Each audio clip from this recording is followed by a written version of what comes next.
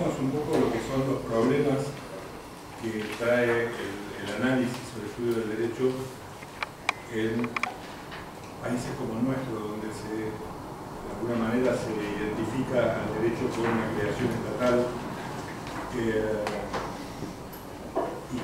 y tal vez cómo debería ser la alternativa, o sea, cuál sería aquello por lo que tal vez los liberales deberían luchar, más que por limitar la injerencia del Estado en el derecho, tratar de separar el derecho del Estado, por lo menos todo lo que se pueda.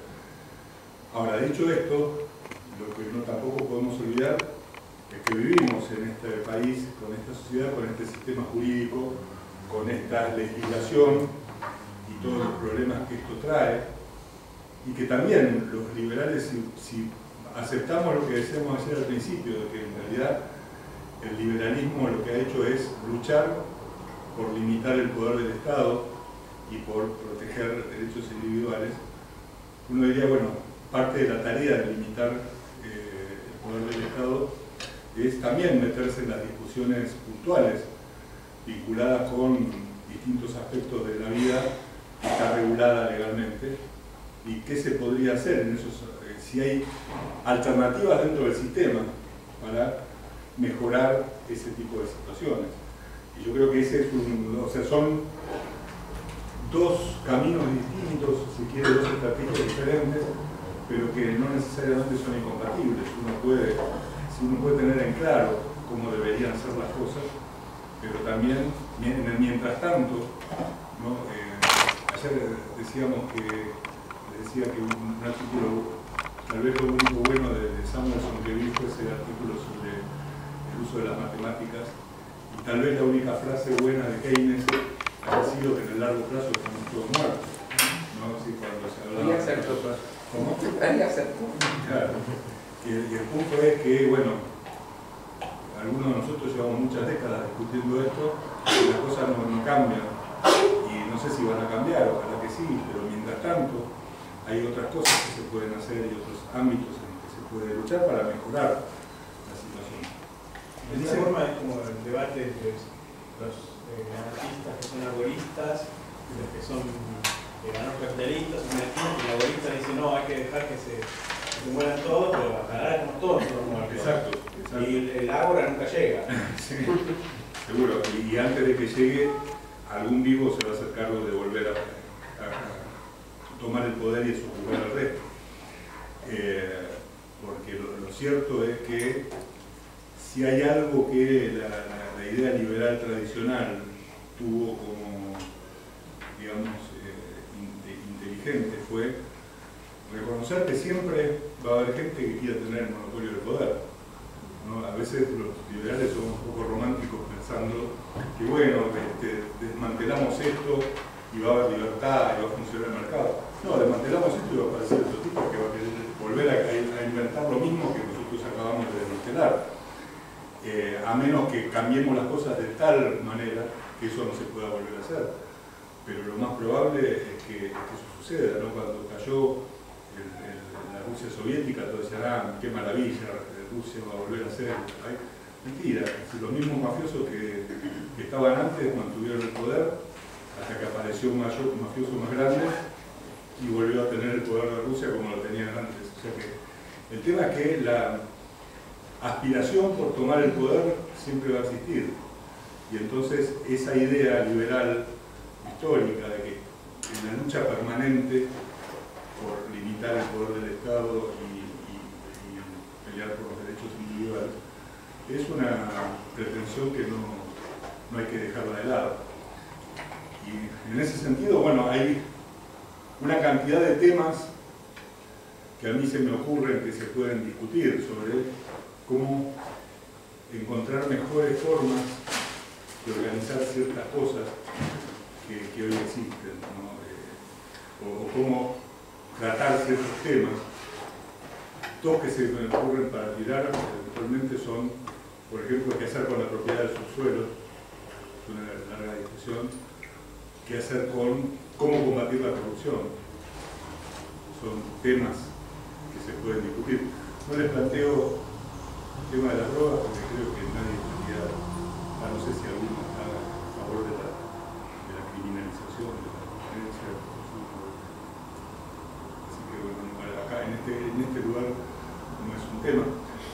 sé si ustedes tienen particularmente algún tema donde digan esta regulación, esta forma de organización de este tema, de esta área que está regulada legalmente de tal o cual manera, ¿cómo podríamos hacer para que funcione mejor o para que se regule de otro modo?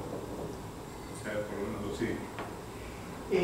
No, una cosa que a mí me sorprende en la ciudad de Buenos Aires, que no sé si se da en otras ciudades del mundo, es las propiedades que están desocupadas, que están empalizadas.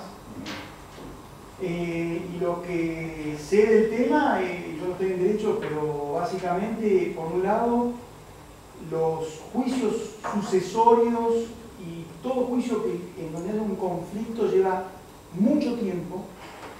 Eso seguramente es un producto del derecho positivo, de lo que hablábamos antes, la enorme generación de leyes y todos los conflictos, es decir, todos los reclamos que eso genera, organizado por un órgano central, que es el típico fenómeno del socialismo, que no puede tomar decisiones para todo, y entonces eso hace que toda la justicia esté atascada. Y aparte el fenómeno de que no se desaloje a la gente de la propiedad, al punto en donde ahora los dueños me contaban, en un caso conozco directo, ponen guardias armados, y no guardias, un encargado que está armado, y él me contaba que a la noche vio a los grupos que están organizados en la ciudad que meten gente de prepo. Los punteros. Sí, y también están armados, así que él tiene que salir a la calle armado y hizo ya acuerdos con otros encargados de la calle, así que estamos con la seguridad privada, digamos, pero torpe, ¿no? Pero es un fenómeno que es sorprendente porque es la muestra de que no puede operar ninguna economía cuando conozco un caso de un familiar directo que tiene un terreno que se lo ocuparon. Y desalojar, no puede desalojar a la persona porque esa persona tenía un niño, ¿no? Que podemos tratar el tema de los niños, que a mí me encantan, pero yo creo que acá estamos confundidos, es decir, porque hacen una demagogia muy barata con ese tema. Y la persona esta, básicamente, lo que le recomendó un abogado es, él tiene que seguir pagando los impuestos de la propiedad que no puede ocupar. Entonces, ¿cómo?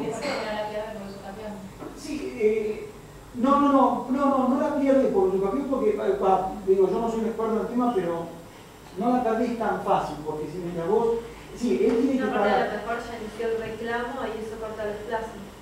Bueno, la recomendación que le dieron es que tiene que ir a la municipalidad y ceder la propiedad, entregarla, así no tiene que pagar más, porque él dice, el costo que me sale en todo el proceso judicial es más caro, y entonces la municipalidad sí, seguramente lo va a desalojar, pero si él lo hace como privado, no. Bueno, eso es lo de menos. Acá, por ejemplo, el problema adicional que tenés es que encima, si ellos quieren, te pueden obligar a pagarles porque ellos te trabajan como caseros.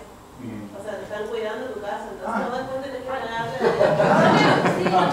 Ese es típico, un reclamo cargado. Es bastante común eso de que... Pero te usurpan y después te cobran. Sí, pero nosotros tenemos un terreno ocupado de esa manera, sacamos el costo que es más barato y ahora lo tenemos como casero, no le dejamos que nadie, o sea, el tipo tiene que cuidar de que nadie más usurpe, y perdés una porción de un terreno que es bastante grande, pero a la larga te ahorras costos. O sea, frente a la falta de definición de derecho privado, discúlpeme señor juez, pero no quiero decir lo que son los profesores, pero la mayoría son corruptos, cagones o muy fáciles y blandos frente a determinadas situaciones. La sociedad argentina que no sabe definir qué es el derecho a propiedad, era más barato que se quede ese solo tipo en el terreno, es una hectárea, digamos, pero está a las afueras de la ciudad. Entonces si van de noche, que es a la hora que usurpan, no se enteran. Y es más barato, termina siendo más barato. Es más barato hasta que te da un juicio por despido. No, y le dimos el terreno. Sí, bueno, obviamente que la falta de definición y protección de derechos de propiedad es carísimo para todos, y hay criterios que no son jurídicos, en realidad son políticos, que se aplican en estos casos que generan este tipo de problemas. Como vos hablabas de las sucesiones, hay un viejo cuento, ¿no?, que dice que seguramente muchos lo conocen, que un viejo abogado se le recibe el hijo de abogado y entonces le dice, bueno, ahora que vos sos abogado, para que empieces a trabajar te doy como este expediente de sucesión de esta familia, de esta persona que murió, llévalo vos, va a ser tu primer caso. El chico al mes viene feliz, orgulloso, le dice, papá, ¿te acordás de ese caso que me dijiste? Sí, bueno, ya lo terminé, junté a las partes, hicimos un acuerdo, el juez lo homologó y ya está todo resuelto. Pero idiota, estuvimos viviendo 20 años gracias a ese juicio y ahora vos lo resolvés en un mes. Es decir, hay muchos incentivos para mucha gente distinta y obviamente encontrados que hacen que la gente busque, digamos, que se produzcan estos problemas. Y la forma de solucionarlos es que el sistema legal proteja derechos de propiedad. El tema de las usurpaciones es un tema muy complejo por sus consecuencias, no es complejo por la forma de solucionarlo porque es muy fácil. Hay que desalojar al intruso. Pero el problema es que no hacerlo tiene un costo muy grande. Y en realidad lo que ocurre en general es que estos intrusos, cuando le dan el lugar para que intrusen, también le dan un contrato de locación adulterado. Exactamente. Entonces, algo que el juez debería rechazar de inmediato. Es evidente que ese contrato es falso, pero que con ese contrato en realidad lo que hacen es generar una causa para ver si es verdadero o no, si lo van a desalojar, con lo cual el verdadero dueño lo que tiene que hacer es iniciar un juicio de desalojo que puede tardar un tiene que demostrar que es el dueño. Claro. Bueno, pero ese es un caso típico de un sistema legal que no está funcionando. Y es un caso que de pronto es bastante, filosóficamente, bastante similar a lo que se discute hoy con el tema de los despidos. Porque en realidad lo que se está haciendo es inventar una justificación legal para hacer algo mal, con el objetivo inmediato de favorecer a un grupo, llámese los que ocupan casas y no son dueños, con un perjuicio a largo plazo que es enorme para muchísima gente. Y eso es un tema muy complicado. Sí. Disculpame, porque es un caso que es parecido, digamos, es el tema madre de esto, que es el tema de los desalojos, cómo la legislación argentina, no sé si la legislación o los jueces lo interpretan de esa forma porque políticamente es conveniente. Los casos de desalojo tendrían que tardar 2 meses, 3 meses. ¿Pago o no pago? Se tiene que ir, no hay otra alternativa. Acá le buscan la vuelta para que tarde 5 años. Entonces, ese es otro de los problemas que inseguridad y no definición del derecho de propiedad. En Estados Unidos duraban 2 semanas, me acuerdo. Por eso no te pedían garantía para alquilar. Claro, porque vos no pagás y en 2 semanas se completó el proceso judicial, viene la policía, te desaloja y te cobra todo el proceso judicial, todo el proceso de desalojo se lo cobra el tipo que sacaron de la casa. ¿Entiendes? No hay negocio. Hoy cuando conseguís, me pasó, el casero de mi casa en la provincia de Buenos Aires tenía una casa que le habían impulsado y obviamente tuvo 2 o 3 años para lograr el desalojo. Y después me contaba las peripecias, ¿no? Porque tenía que llevar una ambulancia por si le pasaba algo a alguien que en el proceso de desalojo. Eso por ley, ¿no? Sí. Que llevar no sé cuántas revisiones, pero además todo eso lo tenía que pagar él, que era la persona a quien habían violado su derecho. Entonces, bueno, ahí tienen temas que en realidad son reformas procesales. La cuestión es que normalmente a los políticos los procedimientos judiciales no les interesan nada, porque políticamente no son algo rentable, pero que sí son cuestiones que tienen consecuencias graves para la gente. Lo que se podría hacer quizás es hacer estadísticas. Una estadística sería, yo soy economista, pero digamos, una estadística sería la tasa de creación de leyes y la tasa de aumento de reclamos y ver cuánto es la tasa de procesamiento de reclamos, cuánto tarda. Es un tema que se ha hablado muchas veces. Yo me acuerdo en una época, hace 20 años, se escuchaba el tema o 25 años, se hablaba del tema de agilizar la justicia, pero no sé en qué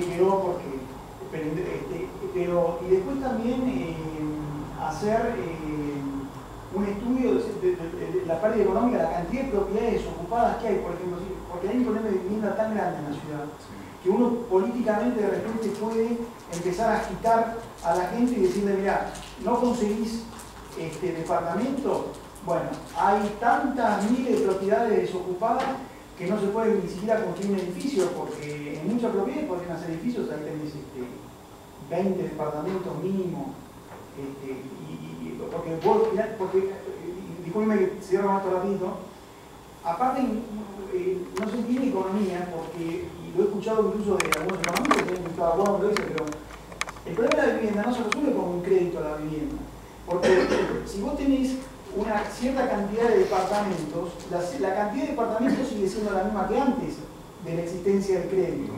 Lo único que vos hacés es cambiar los individuos que van a acceder a esos departamentos, los que acceden al crédito, pero la cantidad de departamentos es la misma de antes. O sea que la única solución es que haya más oferta de departamentos.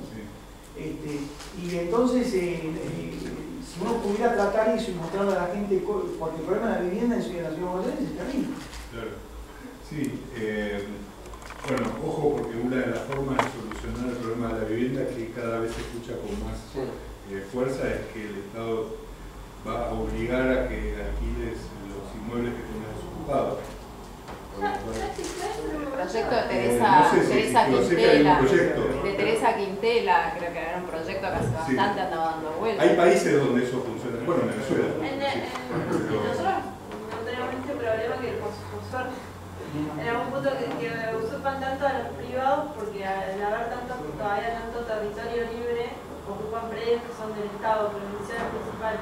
Pero creo que ahí hay una cosa, o sea, el error parte principalmente de los políticos. Por ejemplo, el Libres del Sur tiene organizado un grupo de usurpadores de terrenos y es impresionante cómo los pibes creen que a los 20 años, o sea, cuando Evita mintió dijo la necesidad crea un derecho, o sea, por cada necesidad hay un derecho, que es una mentira. O sea, los pibes creen que a los 20 años, porque tienen un hijo, tienen acceso, tienen que tener, el Estado tiene la obligación de darles una vivienda. Pero es, o sea, todos los pibes en lo que creen eso, una tan tremenda que no me sale la palabra, tergiversación de la realidad tremenda, porque en ningún, o sea, nosotros lo explicamos cuando toman los terrenos de la municipalidad, es, a ver, en ningún país del mundo, o sea, existe que un pibe a los 20 años puede acceder a la vivienda, o sea, la mayoría están hipotecados o trabajan toda la vida para poder acceder a una vivienda a los 50 años, pero es, o sea, es como que la gente cree eso, no, tengo un hijo, tengo que tener una casa. Respecto a la usurpación del terreno, ¿vos notas alguna diferencia entre un terreno que el Estado compró con dinero de los impuestos versus un terreno que el Estado se lo quedó por el simple hecho de quedárselo? El tema de la usurpación de esos terrenos, ¿notas alguna diferencia en cómo se tendría que actuar? Yo creo que ahí, en realidad, uno podría distinguir entre propiedad privada ya determinada, aunque sea del Estado, y propiedad fiscal, o sea, propiedad que es del Estado, pero no hay definido el derecho de propiedad, no todavía queda. Y yo creo que la tierra fiscal debería ser de libre ocupación. En realidad, el Estado no es el dueño de la tierra. Eso es una falacia, decir que es propiedad estatal. A menos que haya un título de propiedad de un terreno determinado que esté a nombre del Estado, todo el resto de la tierra que no tiene propiedad y que el propietario, que por lo tanto es propiedad fiscal, tú me estás firmando debería ser libre. Pero ahí sí yo noto una diferencia. Pero después, si hay título de propiedad, propiedad es propiedad, no importa de quién sea. Pero sí, es un problema serio. Perdón, de los terrenos del ferrocarril de la villa, Sí. que esos claramente terrenos ferroviarios que en algún momento puede haber sido comprado en función de la villa de Retiro, ahí quizás sí habría un desalojo, pero de repente si un terreno no es de nadie, el Estado se le ocurre decir, bueno, si no es de nadie es mío, no, qué sé yo. No, seguro. Y bueno, el caso de las villas es un caso terrible, porque encima vos generas incentivos. Cada vez que Macri o Ibarra o cualquiera abrió la boca para decir algo sobre la Villa 31, produjo 15.000 nuevos vecinos en la Villa 31. Porque cuando dijeron la vamos a sacar, era, bueno, yo quiero estar ahí adentro si me indemnizan. cuando dijeron la vamos a urbanizar, yo quiero estar adentro para que me den un derecho de propiedad. Y cada vez que dicen una cosa de esas, hay edificios de 5 pisos que se van construyendo. Y esa villa en fines de digamos, en el año 2000 tenía 15.000, no llegaba a los 10.000 habitantes, hoy tiene 50.000. Y entonces Macri ahora se le ocurrió que van a urbanizar. Yo no sé qué van a urbanizar, porque eso es una favela. Digo, si yo quiero agrandar una pieza de mi casa, tengo que presentar 10 millones de planos y vienen 500 inspectores a ver si está todo en regla. La Villa 31 hay edificios de 5 pisos construidos que no tienen la menor seguridad. Un día va a haber realmente una tragedia ahí, con cañitos de gas que van por el cielo y cables colgados, que en realidad el gobierno dice vamos a urbanizar. ¿Qué vas a urbanizar? Si fuera la municipalidad ahí no podría autorizar una sola de esas casas porque no están en condiciones de ser habitadas. Entonces es un problema. Eso es lo único que puedes hacer, es erradicarlo y, digamos, y ver qué hace el propietario. El problema con eso es que muchos te van a invocar la prescripción adquisitiva ahí, porque son gente que hace más de 20 años. Va a ser es un problema, pero a ver, como todos los problemas, es un problema de plata. Era un número hace 10 años, hoy es un número mucho más grande, pero dentro de 10 años va a ser un número mucho más grande todavía, y el problema va a ser cada vez peor, que tiene que ver con la falta de definición de derechos de propiedad. Yo la única vez que vi, aunque era muy chico, me acuerdo de la época del 59, 60, la única vez que yo sentí que erradicaron en serio una bella miseria fue en la época de Frondizi con el Bajo Belgrano. Que la sacaron, ahí vinieron con topadores, el ejército. Bueno, colegiales también, la que estaba en Kramer, yo vivía cerca de ahí, y eso fue el gobierno militar en Videla. Kramer, ¿y dónde se llama? Álvarez Tomás, Kramer, el Borrego y Jorge Newbery, eran 20 manzanas, muy grandes, estaba hasta la cancha de Fénix, estaba en el medio de la villa, y vinieron y se la desmantelaron. Pero ese hay que tener decisión y fuerza política para hacerlo. Ninguno de estos va a tener porque la fuerza política para hacer eso tiene que ser muy grande, muy convencido, y la gente no tiene que ir a llorar de pobre gente que No, que está mal visto, ese es el otro tema, está mal claro, visto cuando además en el fondo también termina siendo un tema de plata, porque digo, a la gente que sacaron de esa villa no es que la dieron una patada y que se va a decir. Yo me acuerdo que lo hicieron por salario, por el lugar. El asunto con la Villa 31 no se quieren ir de esa zona. Pero el tema es que como los problemas evolucionan, hoy resolver ese problema hoy tiene un precio, pero cada día que pasa el precio 10 años va a tener otro precio superior. Y eso es lo que pasa constantemente, volvemos a la existencia de un gobierno monopólico. El gobierno no resolvió en su momento ese problema cuando se inició, y ahora tenemos que pagar todos el problema de que ellos mismos crearon. Entonces, es inaudito, es una cosa que esto no tiene fin, porque como no tienen responsabilidad ninguno, tienen responsabilidad sobre económica, porque eso es lo único que interesa en el fondo, todo lo demás es verso. Entonces a nadie le importa, ni otro lo soluciona, y si lo soluciono yo, hago un crédito, bonos por $1.000 millones, todos lo pagan los giles. Esa es la historia. Bueno, una cosa, volviendo a lo que él decía de las asociaciones, yo no entiendo por qué están reguladas las asociaciones. ¿Por qué yo puedo disponer solamente del 33% de mi patrimonio y hacer lo que quiera con todo mi patrimonio? Si yo se lo quiero dar todo, no sé, ejemplo, una persona tiene 3 hijos, si le quiere dar todo a un hijo, o no dárselo a ninguno y lo hago a una persona al gato, como hubo gente que lo hizo, ¿por qué no puede? ¿Por qué tiene que venir el Estado a decir, bueno, vos le tenés que dar tanto acá, tanto acá, tanto acá? Bueno, yo lo escuchaba a Steve por televisión diciendo que él no le iba a dejar un solo centavo a sus hijos de la herencia, que tenía como $600 millones, pero porque en realidad él se había porque él se había hecho trabajando y la torta le había hecho trabajando y él no le iba a dejar pasar privaciones, por supuesto, que les iba a ayudar, pero que no les iba a dejar una fortuna, porque la fortuna la tenían que generar ellos y no dársela a él. Y que él esa plata le iba a donar a la escuela de beneficencia. Y otra cosa que me parece que está mal es tanta regulación sobre el empleo. Mi mamá, por ejemplo, es docente, y hay docentes en las escuelas que son muy malos porque dicen me quedan 10 años para jubilarme, aguanto unos años más. Entonces, la verdad que hacen muy mal su laburo y no los puedes echar porque tienes que pagar una indemnización gigante. Y así con un montón de sectores, que hay gente que no la echa para no pagar la indemnización porque... O el tema de Estados Unidos con el salario mínimo. Me parece, o sea, eso se tendría que decidir por el mercado. En los países donde no hay salario mínimo están mucho mejor. Y los salarios mínimos puestos por el mercado son mejores que los que sí tienen salario mínimo.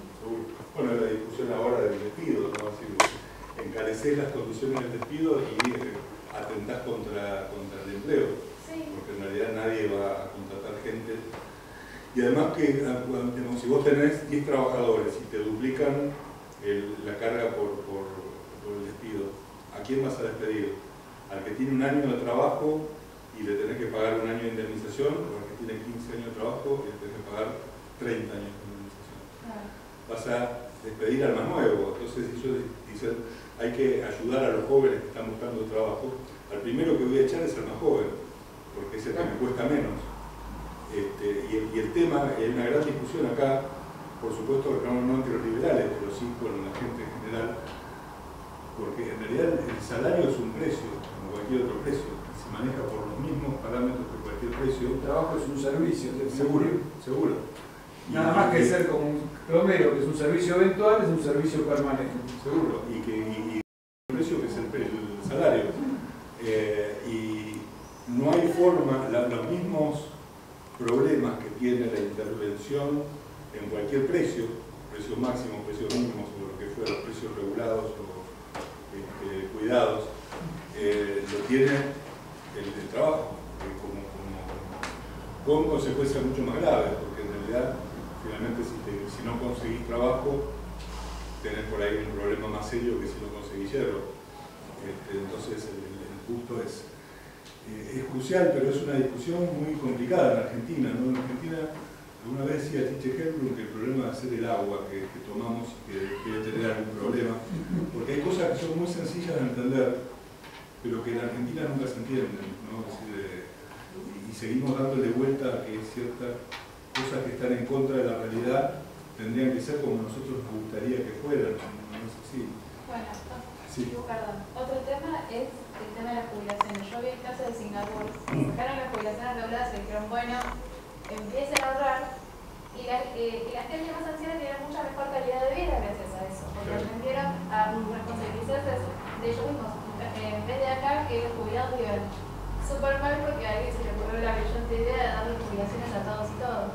Bueno, mira, yo estaba, ahora que estuve en Guatemala hace poco, estaba discutiendo con un grupo de gente que quería impulsar una ley de jubilaciones de AFP, como hubo las AFP también tuvieron acá, más bien como las de Chile, que tiene un problema constitucional, porque la Constitución dice algo así como que el Estado es el único que se encarga de la seguridad social, y hay medios que te generan problemas.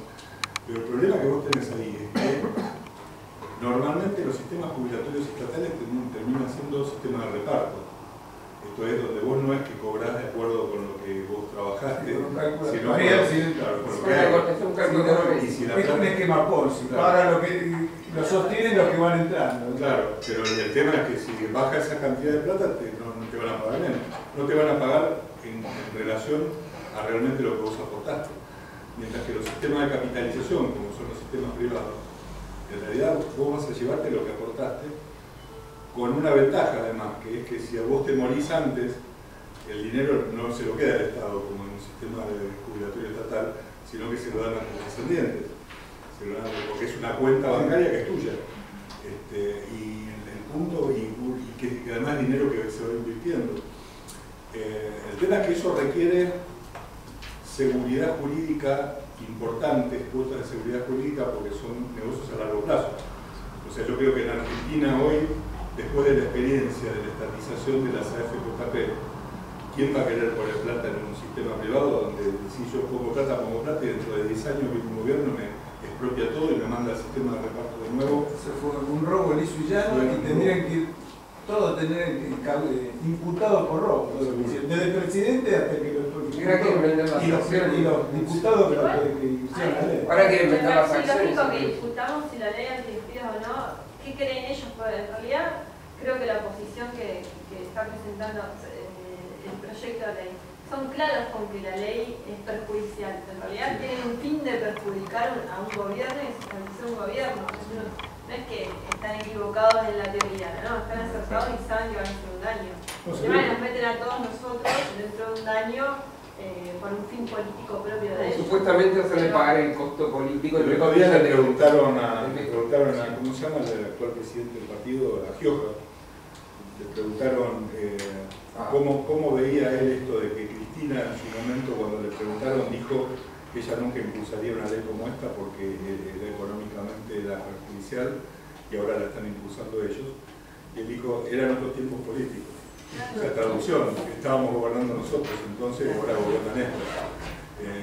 Y yo creo que nadie cree que ninguna de estas leyes se discuta por convicciones filosóficas, todas se discuten por intereses. Empezando por los sindicatos, porque cuando los sindicalistas dicen nosotros defendemos al trabajador, eso es mentira. No solo porque no les importan los trabajadores en sí, sino porque en realidad al sindicato, al sindicalista, aún digamos, el honesto, el que se preocupa, le interesa el trabajador que está trabajando, no el trabajador que podría trabajar, el trabajador potencial. A él le interesa el tipo que le paga la cuota sindical todos los meses y a ese va a representar. Si proteger a ese tipo deja sin trabajo un montón de gente que podría entrar al mercado laboral, pero que no va a entrar porque nadie lo va a contratar por las leyes proteccionistas, eso al sindicalista no le importa, mientras los que le pagan el aporte sindical estén contentos y sigan trabajando. Entonces también es mentira que los sindicalistas protejan el trabajo, protegen a un grupo de personas que le pagan mejor. Perdón, no, por una sola cosa te iba a decir sobre eso, que no solamente fue Cristina, sino que acá justamente en el diario me recordaron de la época que estaba Perón en el 74, que dicen que Rucal ejerció la abogacía ligada al sindicalismo y sería después ministro del Trabajo. Claro. Y recuerdo hace unos días la discusión de la reforma que hubo de la ley de contrato de trabajo, si un grupo de legisladores de origen gremial pretendió aumentar las indemnizaciones y fijar cláusulas de estabilidad que ya existían en sectores como el bancario, el asegurador y el de la construcción. Para zanjar eso, bueno, un senador ligado a la UOM consultó con Perón y le dijo, el general de su puño y letra le puso, corrigió el texto eliminando todo tipo de cerrojo. Así la aprobaron la CGT y el Congreso. Perón explicó, quiero una ley que proteja a los trabajadores, no que destruya a las empresas. Así, por eso el título decía Macri como Perón. Claro. Sí. Bueno, y por eso es que, parafraseándolo a Gioja, mientras yo gobierno, hago lo que tengo que hacer para que me vaya bien. Cuando gobierna el otro, voy a hacer todo lo que pueda para destruir al otro. De muchas cosas que Cristina en la época de Menem le criticaba a Menem estando en el Congreso. Por eso, después cuando fue presidente, eso todo. Tenemos 70 años de peronismo. No, a esto no fue distintas las deudas que se tomaron antes de que ella salga en diciembre. Claro, seguro. Y otra cosa, una aclaración nada más que no es que no se va a tomar gente, crece el mercado negro. Porque siempre que se regula además, no es que deja de existir, surge un mercado negro en todo. En los productos que dejan de abastecerse por vía legal, por decirlo de alguna manera, hay un mercado negro, siempre surge un mercado negro. Y lo mismo pasa con los salarios, con todo esto. Va a surgir, en realidad no surge, ya está, pero va a crecer el mercado del trabajo normal e inclusive va a tener los precios del salario por debajo. Claro. Es el costo de hacer estas cosas. Seguro, o sea, es cierto, hay todo un sector de trabajo que se va a volcar, que se va a canalizar a través del mercado negro, pero también el otro problema es que se va a dejar de invertir. Y como lo que genera demanda de mano de obra es la inversión, o sea, el punto de partida para aquella ocupación es la inversión de capital, que es lo que demanda mano de obra. Si vos dictás este tipo de leyes, está bien, parte del trabajo lo canalizás por el mercado negro, pero un montón de nuevo trabajo que se podría crear con inversión genuina, ¿no? Si Macri desde que asumió el gobierno dijo, después que resolvamos con los holdouts y esto y lo otro, van a empezar a llover las inversiones. Todavía yo creo que esta noche va a llover, pero agua.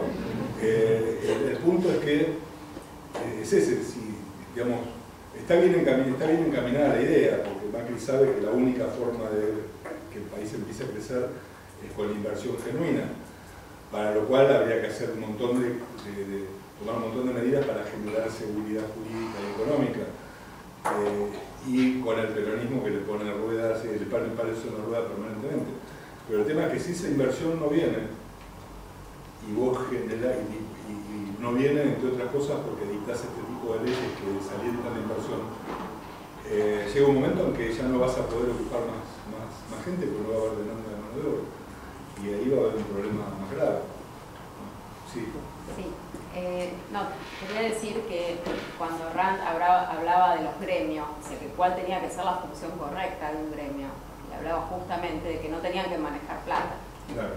Que ahí, digamos, estaba el tema, que si querían discutir, bueno, condiciones, bueno, cómo mejorar, condiciones de seguridad, bueno, no sé, las cosas, digamos, sobre las que se tendría que discutir es un tema. Ahora, el tema del manejo de plata, que es lo que acá parece que es la cuestión, como que habría que trasladarlo y ahí como que se resolverían algunos problemas. Sí, los salarios, que no discutieran salarios. Creo que no manejaran dinero, acá sí, creo que recaudan, digamos, como dice Ricardo, sus clientes, trabajadores, digamos, eso primero, que lo tienen de rehén para, bueno, rehén. Y después, no sé, las cajas de las obras sociales, creo que también, digamos, todo lo que es de contenido económico, como que, bueno, habría que trasladarlo. Y después, bueno, con relación a todo el ordenamiento laboral, es como todo un sistema que es como que es una trampa que yo no sé, como que habría que derogarlo y empezar de nuevo porque no hay otra forma. Lo de los aportes, bueno, sí, se tendría que también trasladar y canalizar con algo tipo FJP o el que quiere tener un ahorro privado, no sé, tenerlo. Ahora, hay otros temas que no sé cómo se podrían, digamos, solucionar, o sea, qué contenido tendría que tener un orden, no sé, las mínimas leyes laborales como para poder funcionar, no sé, temas de jornada o qué cosas. ¿Puedo decir una cosa? Sí. Los docentes universitarios de la UBA tienen una obra social cautiva que no se puede, o sea, tienen que usar esa que es una porquería. Nunca tenés turnos, nunca anda nada. ¿Dos uvas es eso? ¿Qué? Sí. Dos uvas. Mi mamá se paga una aparte, además de tener que pagar la obra social, porque dice, a esa no puedo ir. Los servicios son pésimos, entonces tengo que pagarme 2 obras sociales porque no me dejan a mí elegir con libertad dónde quiero poner mi plata. Sí, a ver, la legislación laboral es como tal, posiblemente debería dejar de existir. Y los contratos laborales serían una forma de contrato como cualquiera. Así era, estaban en el Código de Comercio. Sí. Lo que vos podés generar, bueno, como en cualquier relación contractual, la ley lo que ve es que haya libertad para contratar, que no haya habido coacción, todo lo que hace a la validez de un contrato. Ahora, más allá de eso, yo no creo que la ley pueda meterse, por ejemplo, a establecer horarios de trabajo o ese tipo de cuestiones. Pero eso depende del mercado. En realidad, la gente va a dejar de trabajar o va a trabajar menos tiempo cuando la cantidad de dinero invertido sea tan alta que los que lo contratan tengan que negociar mejoras en sus niveles de trabajo. Me contaba esto Guy Sorman en uno de sus libros hace muchos años, cuando empieza Silicon Valley y se crean, y empiezan a competir en los 70 las empresas que hacían computadoras, y estaba Bill Gates estaba empezando y todas las demás, la competencia era feroz. Y era tan feroz que permanentemente los que armaban las computadoras, que tenían cierta pericia, exigían aumentos de sueldos, porque si no se iban a la empresa de al lado. Y ellos era como, y decía que en algún momento Gates ya no podía pagar más sueldos más altos porque se le iban encima los costos y estaban ya compitiendo de manera muy finita, y termina negociando con los que armaban computadoras de ponerle una plaquita a cada máquina atrás con el nombre de la persona que había armado la computadora como una especie de reconocimiento, pero diciendo más plata no te puedo dar. Entonces, el mito de que el empleado está en situación de desventaja es un mito que tiene que ver con la distribución del capital. En los lugares donde hay mucho capital y poco trabajo, el trabajador tiene una posición de privilegio. Lo que pasa es que en nuestros países empobrecidos por culpa de las legislaciones pasa normalmente al revés. Hay mucha gente que quiere trabajar y poco capital. Ahí el problema lo tienen los trabajadores. Pero si uno libera los mercados, se termina nivelando las cuestiones. Y si uno fomenta la inversión de capital, eso es lo único que va a mejorar las condiciones de trabajo de la gente. O sea, ¿qué pasa con cualquier cosa? Si uno tiene mayor poder adquisitivo, está dispuesto a pagar un poco más por las cosas que quiere comprar, sin necesidad de que nadie le tenga que subir artificialmente el precio o decirle, obligarlo a pagar más. Es una cuestión de oferta y demanda. ¿Cómo harías, sí. Una última cosa, con el tema de la cláusula de igual remuneración por igual tarea? Es que nunca es igual tarea. Claro, pero digo, igual la tarea cláusula... No sí, está bien. A menos que vos puedas objetivamente determinar que igual tarea significa producir la misma cantidad de lapiceras por día, eso es lo que puede estar establecido en el contrato, o no. Pero de todos modos, si yo soy empleador, y le quiero pagar a una persona más que a otra, ¿cuál sería el problema para eso? Claro, digo, que te invoquen esa cláusula, bueno, de la igual remuneración, es o sea, con un problema que por hoy pasa. Lo que pasa es que si llevada al mercado en general, sí, esa cláusula sería como igual precio por igual limón. En realidad, cada uno vende los limones al precio que quiere y cada uno compra los limones al precio que quiere. ¿Por qué uno tendría que pagar la misma remuneración a las distintas personas si uno prefiere pagarle más a uno que a otro? Por el motivo que sea. Porque además, ponele que si yo le pago distinto a dos personas, ¿cuál es la solución? ¿Le tengo que subir el salario a esta o le tengo que bajar el salario a esta? Porque si vos me decís igual remuneración por igual tarea, y yo tengo dos personas que ganan distinto, yo, empleador, no le voy a subir el salario, se lo bajo a esta. Querían igual remuneración, acá tienen los dos ganando poco. Gracias por ponerme la ley, así yo les puedo bajar el sueldo. Claro, pero ¿qué es lo que en definitiva debe pasar en la realidad? Yo digo, como que hoy que los jueces laboralistas en sí, en general... Bueno, o sea, los jueces laboralistas son... Entonces, claro, el tema es que cuando se encuentra la gente con este costo, digamos, de todas las cláusulas constitucionales, que contra eso que haces, entonces como es un ordenamiento que no solo está viciado en la legislación, ya la propia Constitución. Yo creo que no debe haber cosa más horrible que ser abogado laboralista. Ah, no, debe ser un castigo. Bueno, el castigo de trabajador. Sí, no,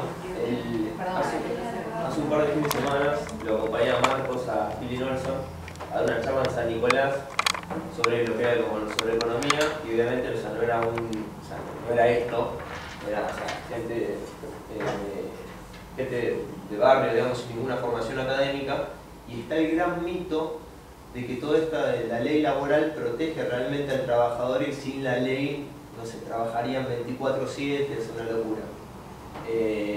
Y hay le argumenté, todos creen que gracias a Centerón trabajamos 8 horas, tenemos vacaciones, etc. En realidad el que empezó con todo esto fue Henry Ford. O sea, Henry Ford, que no tenía ningún, digamos, incentivo muy, digamos, filantrópico, por decirlo de alguna manera, sino que quería hacer guita,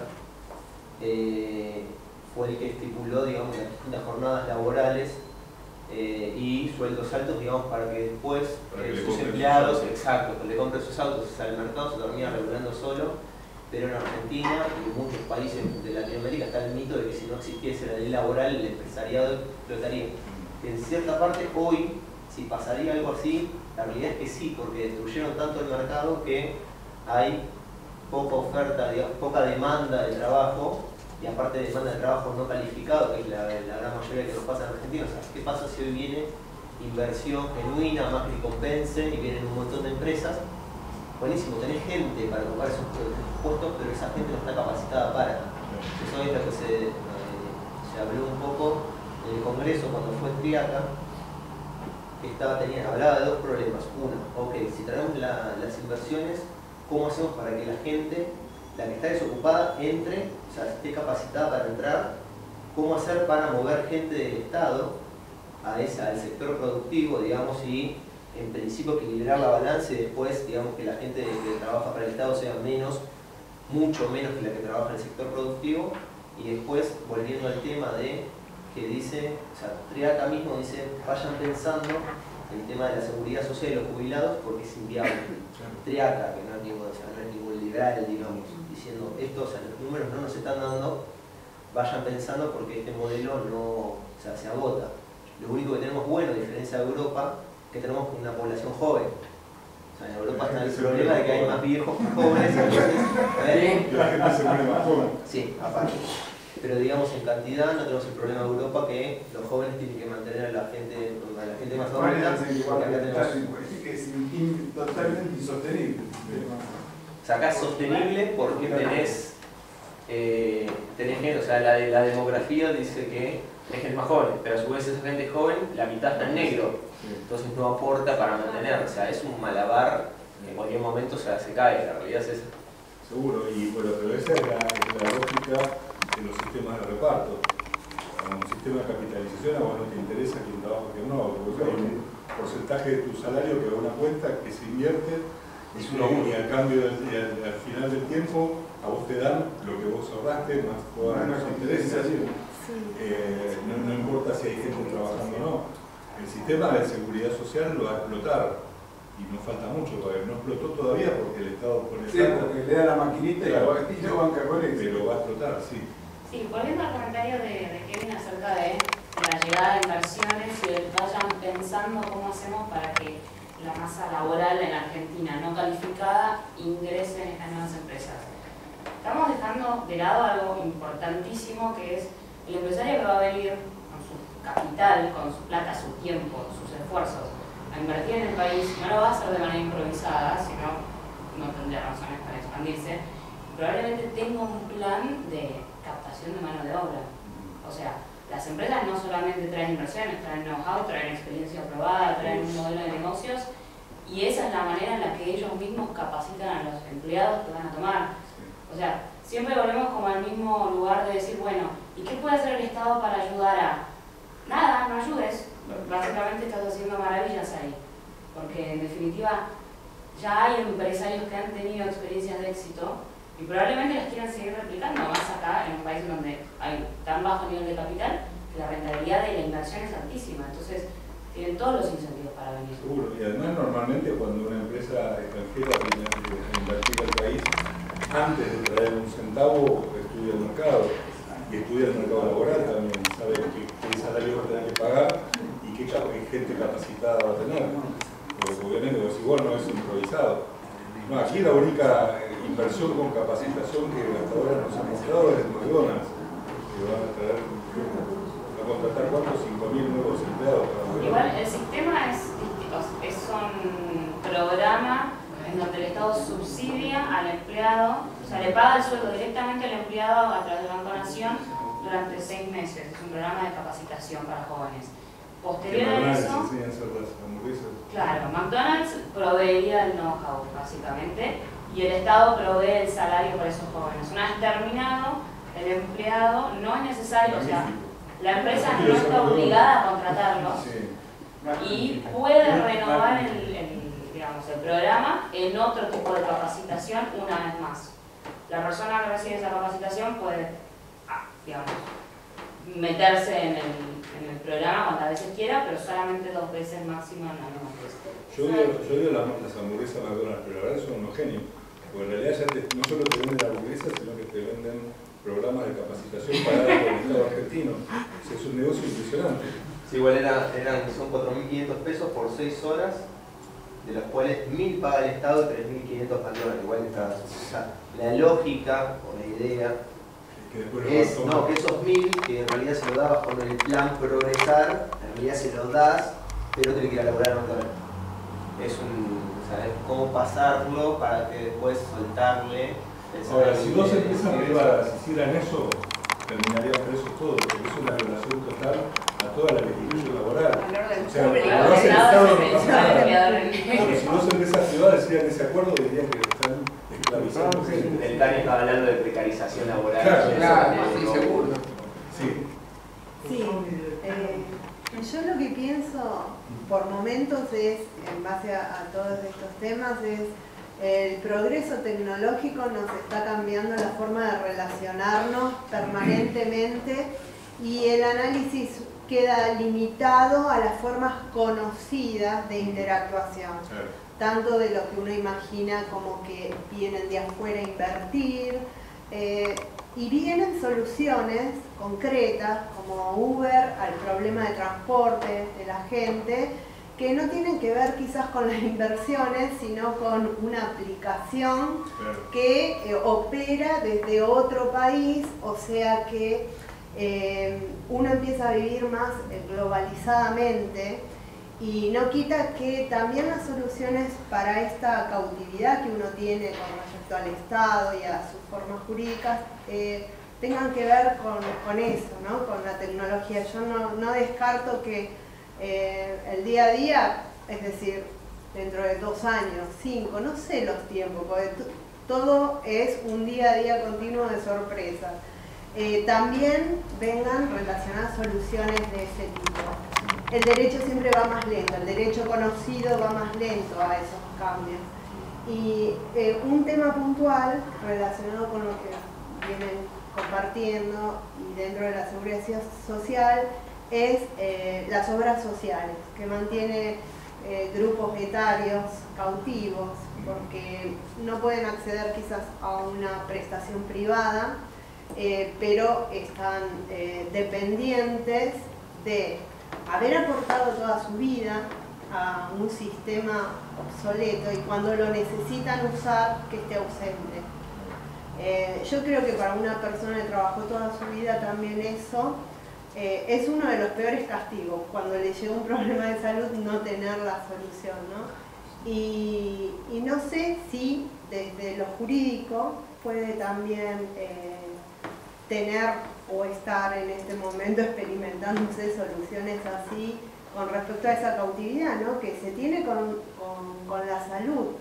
A ver, yo creo que eso se vincula con varios temas, ¿no? No solo salud, educación, cultura, que tiene que ver con el sistema de vouchers o de bonos. Porque el tema es el siguiente, una cosa que uno podría cuestionar es por qué cada sindicato o cada rubro de trabajo tiene una obra social distinta de los demás.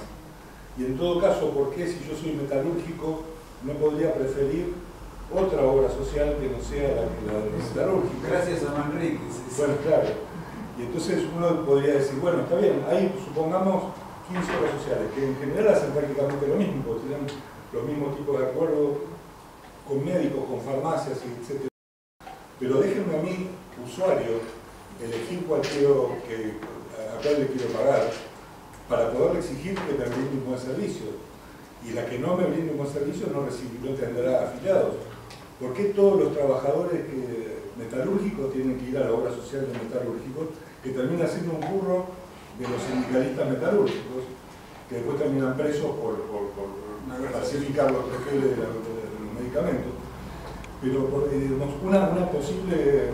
posible camino para mejorar las cosas es llevar el tema de los vouchers o la elección. En realidad, en muchos de estos temas lo que uno tendría que buscar es la posibilidad de que el consumidor elija, que la persona pueda elegir quién le presta el servicio, y cuando uno no puede llegar a privatizar el servicio, poner educación. Obviamente, si me preguntaran a mí qué educación, no dinamitaría el Palacio Pisurno porque es muy lindo, pero lo vendería para que hagan un shopping. Y en realidad que cada escuela compita y que la gente busque la manera en que se va a educar. Ahora, como eso no va a poder ser en la Argentina, por lo menos por muchos años, un primer paso es un sistema de vouchers. O sea, que de última el Estado te financie la demanda de educación, pero que la oferta sea libre y compita. Y entonces los contenidos que los contenidos los fije cada escuela para poder justamente competir con su propio producto y que la gente le dé el voucher a la escuela que le parece mejor.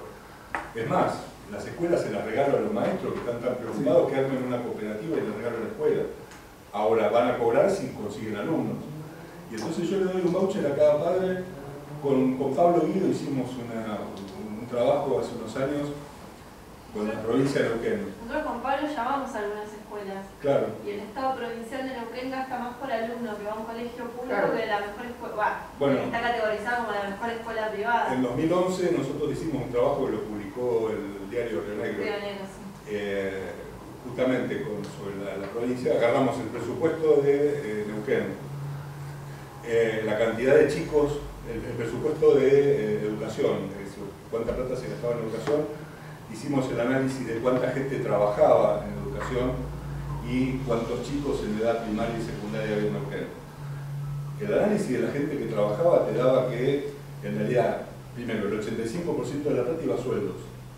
Por eso las escuelas se caen a pedazos. De esos sueldos, obviamente, los cargos directivos y gerenciales son los que se llevan la mayor parte de la torta. A los maestros les llegan las migajas. Además, había como 6.000 maestros suplentes que estaban haciendo el trabajo de los titulares que no estaban trabajando y que cobraban los dos. Y el cálculo que nos daba era que lo que dividir el presupuesto de educación por la cantidad de chicos en edad escolar, incluyendo los que ya iban a colegios privados, nos daba una cuota más alta que el colegio más caro de Buenos Aires. O sea, si yo establezco un sistema de vouchers, elimino la burocracia estatal, pongo a competir las escuelas, que además es como todo, cuando, digamos, si vos sos en una escuela privada y te queda digamos, una pequeña porción del mercado que el Estado no monopolizó, tu negocio es muy chico y por ahí no puedes invertir mucho. Ahora, si tu negocio son todos los alumnos de primaria y secundaria, como negocio potencial, vos tenés incentivos para invertir y mejorar la calidad. Y te bajan los precios y entonces vos lo que podés hacer es, está bien, el Estado se va a encargar de la educación, pero eso no quiere decir ni que tenga que hacer los planes de estudio, ni que tenga que tener las escuelas, ni que tenga que tener los maestros. Financiás la demanda, pero que la oferta sea privada. Y ese esquema se puede llevar a una gran cantidad de servicios que presta el Estado. Paso previo a la eliminación total del y eso lo podés hacer incluso con las obras sociales. Digo, porque el sistema cuasi estatal de obras sociales tiene que ser monopólico y prestado por los sindicatos de cada área. ¿Por qué no? Está bien, el sindicato de taxistas tiene su obra social, pero que puede ir cualquiera. Y si los taxistas quieren ir a la de los farmacéuticos, que vayan a los farmacéuticos. Y que la gente, digamos que las obras sociales compitan para captar la voluntad de la gente que se quiera adherir. Obviamente llegás a decir eso y los sindicalistas te matan.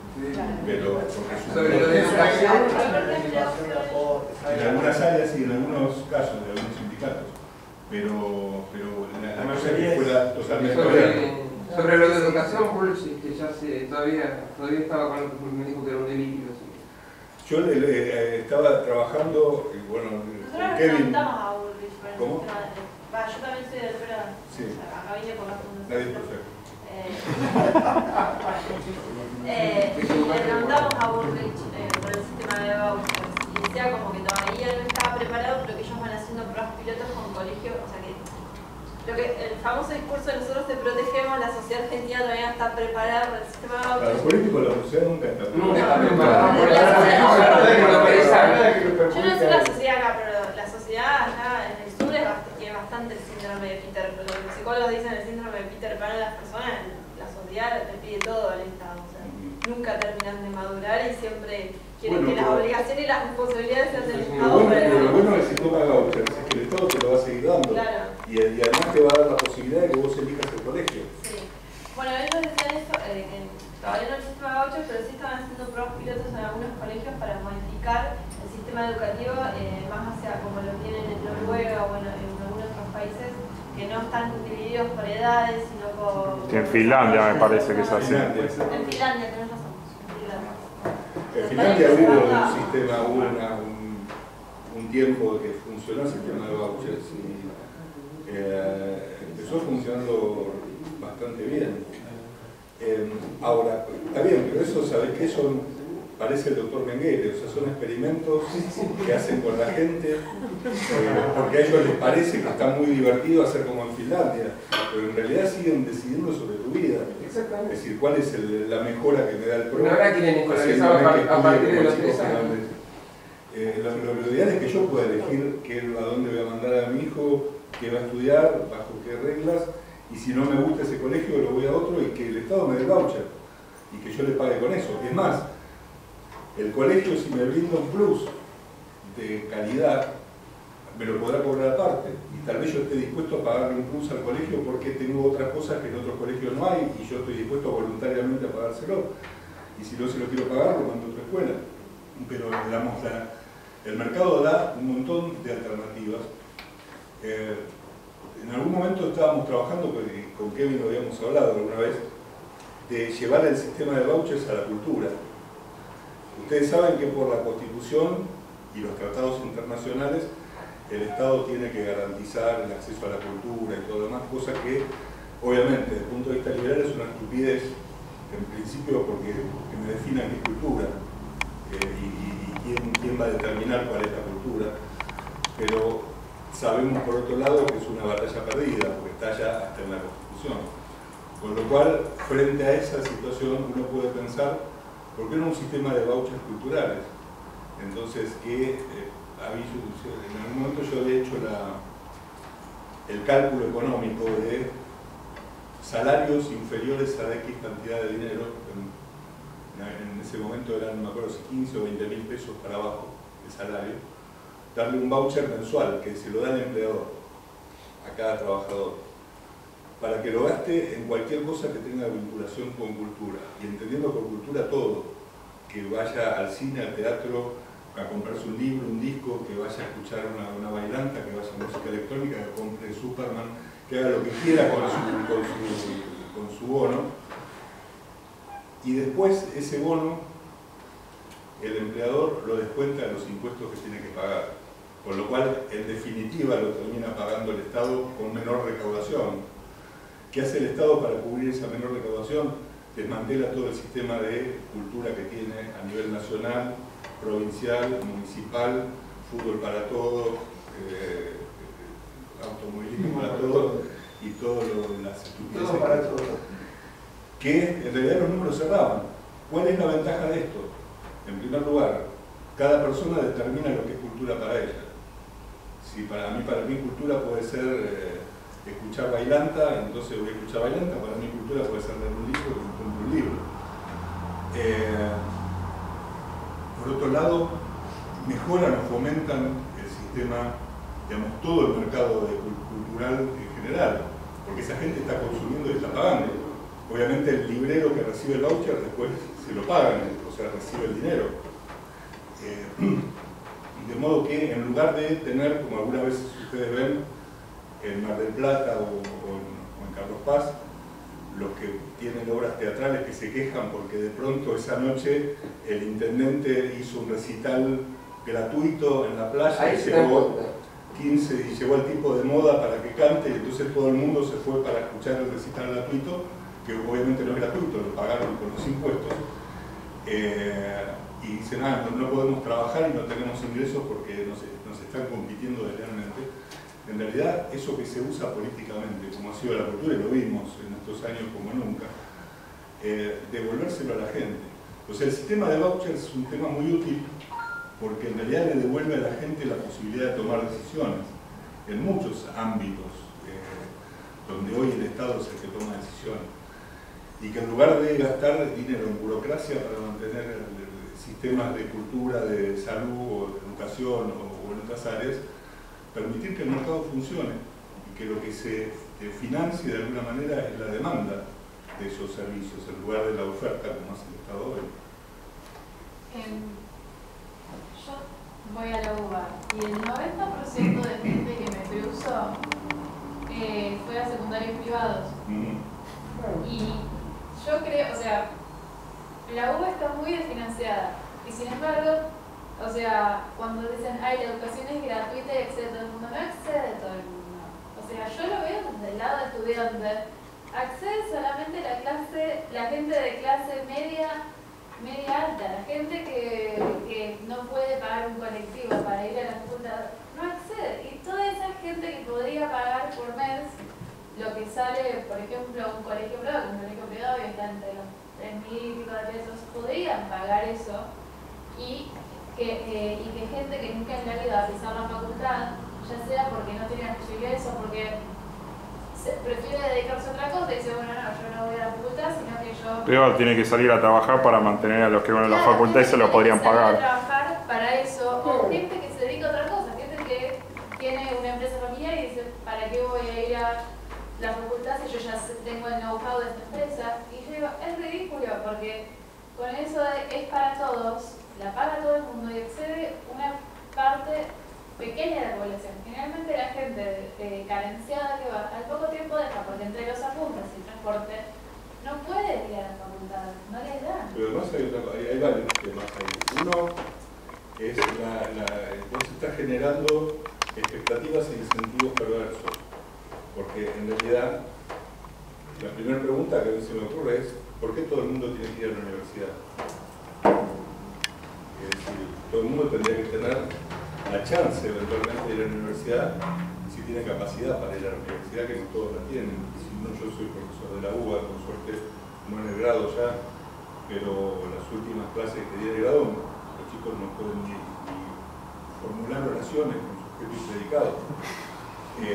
Entonces digo, qué pérdida de tiempo para él, porque además vos después lo ves, un chico que hace el CBC y no tiene muy claro que va a estudiar, después dice voy a estudiar abogacía, estudia un año de abogacía, lo empiezan a bochar y dice no, voy a estudiar economía, luego a estudiar economía, lo echan, no, voy a estudiar sociología que es más fácil, y después termina, después de 6 años, 8 años pululando, que no solo es que a alguien le cuesta porque alguien lo paga, sino que a él le cuesta mucho, porque está pagando un costo de oportunidad enorme, que es todo lo que él podía haber hecho con su vida, esos 4 o 5 miserables años que perdió. Y que si la invocó de una y dijo, bueno, voy a estudiar sociología, y desde el primer día estudió y se recibió, finalmente se recibió y termina manejando Uber. El punto primero es, debería haber un mercado de educación universitaria donde vayan los que tienen capacidad para estudiar. Y una de las cosas que genera o que permite establecer la capacidad para estudiar es el precio o algún tipo de control de alguien que te dé una beca. Porque el tema es, yo no sé por qué cualquiera que quiera estudiar abogacía puede entrar a la facultad y estudiar abogacía. Yo cuando fui a estudiar había cupos. Y por más que fueras un genio, si no estabas en ese cupo, no entrabas, tenías que ir al año siguiente.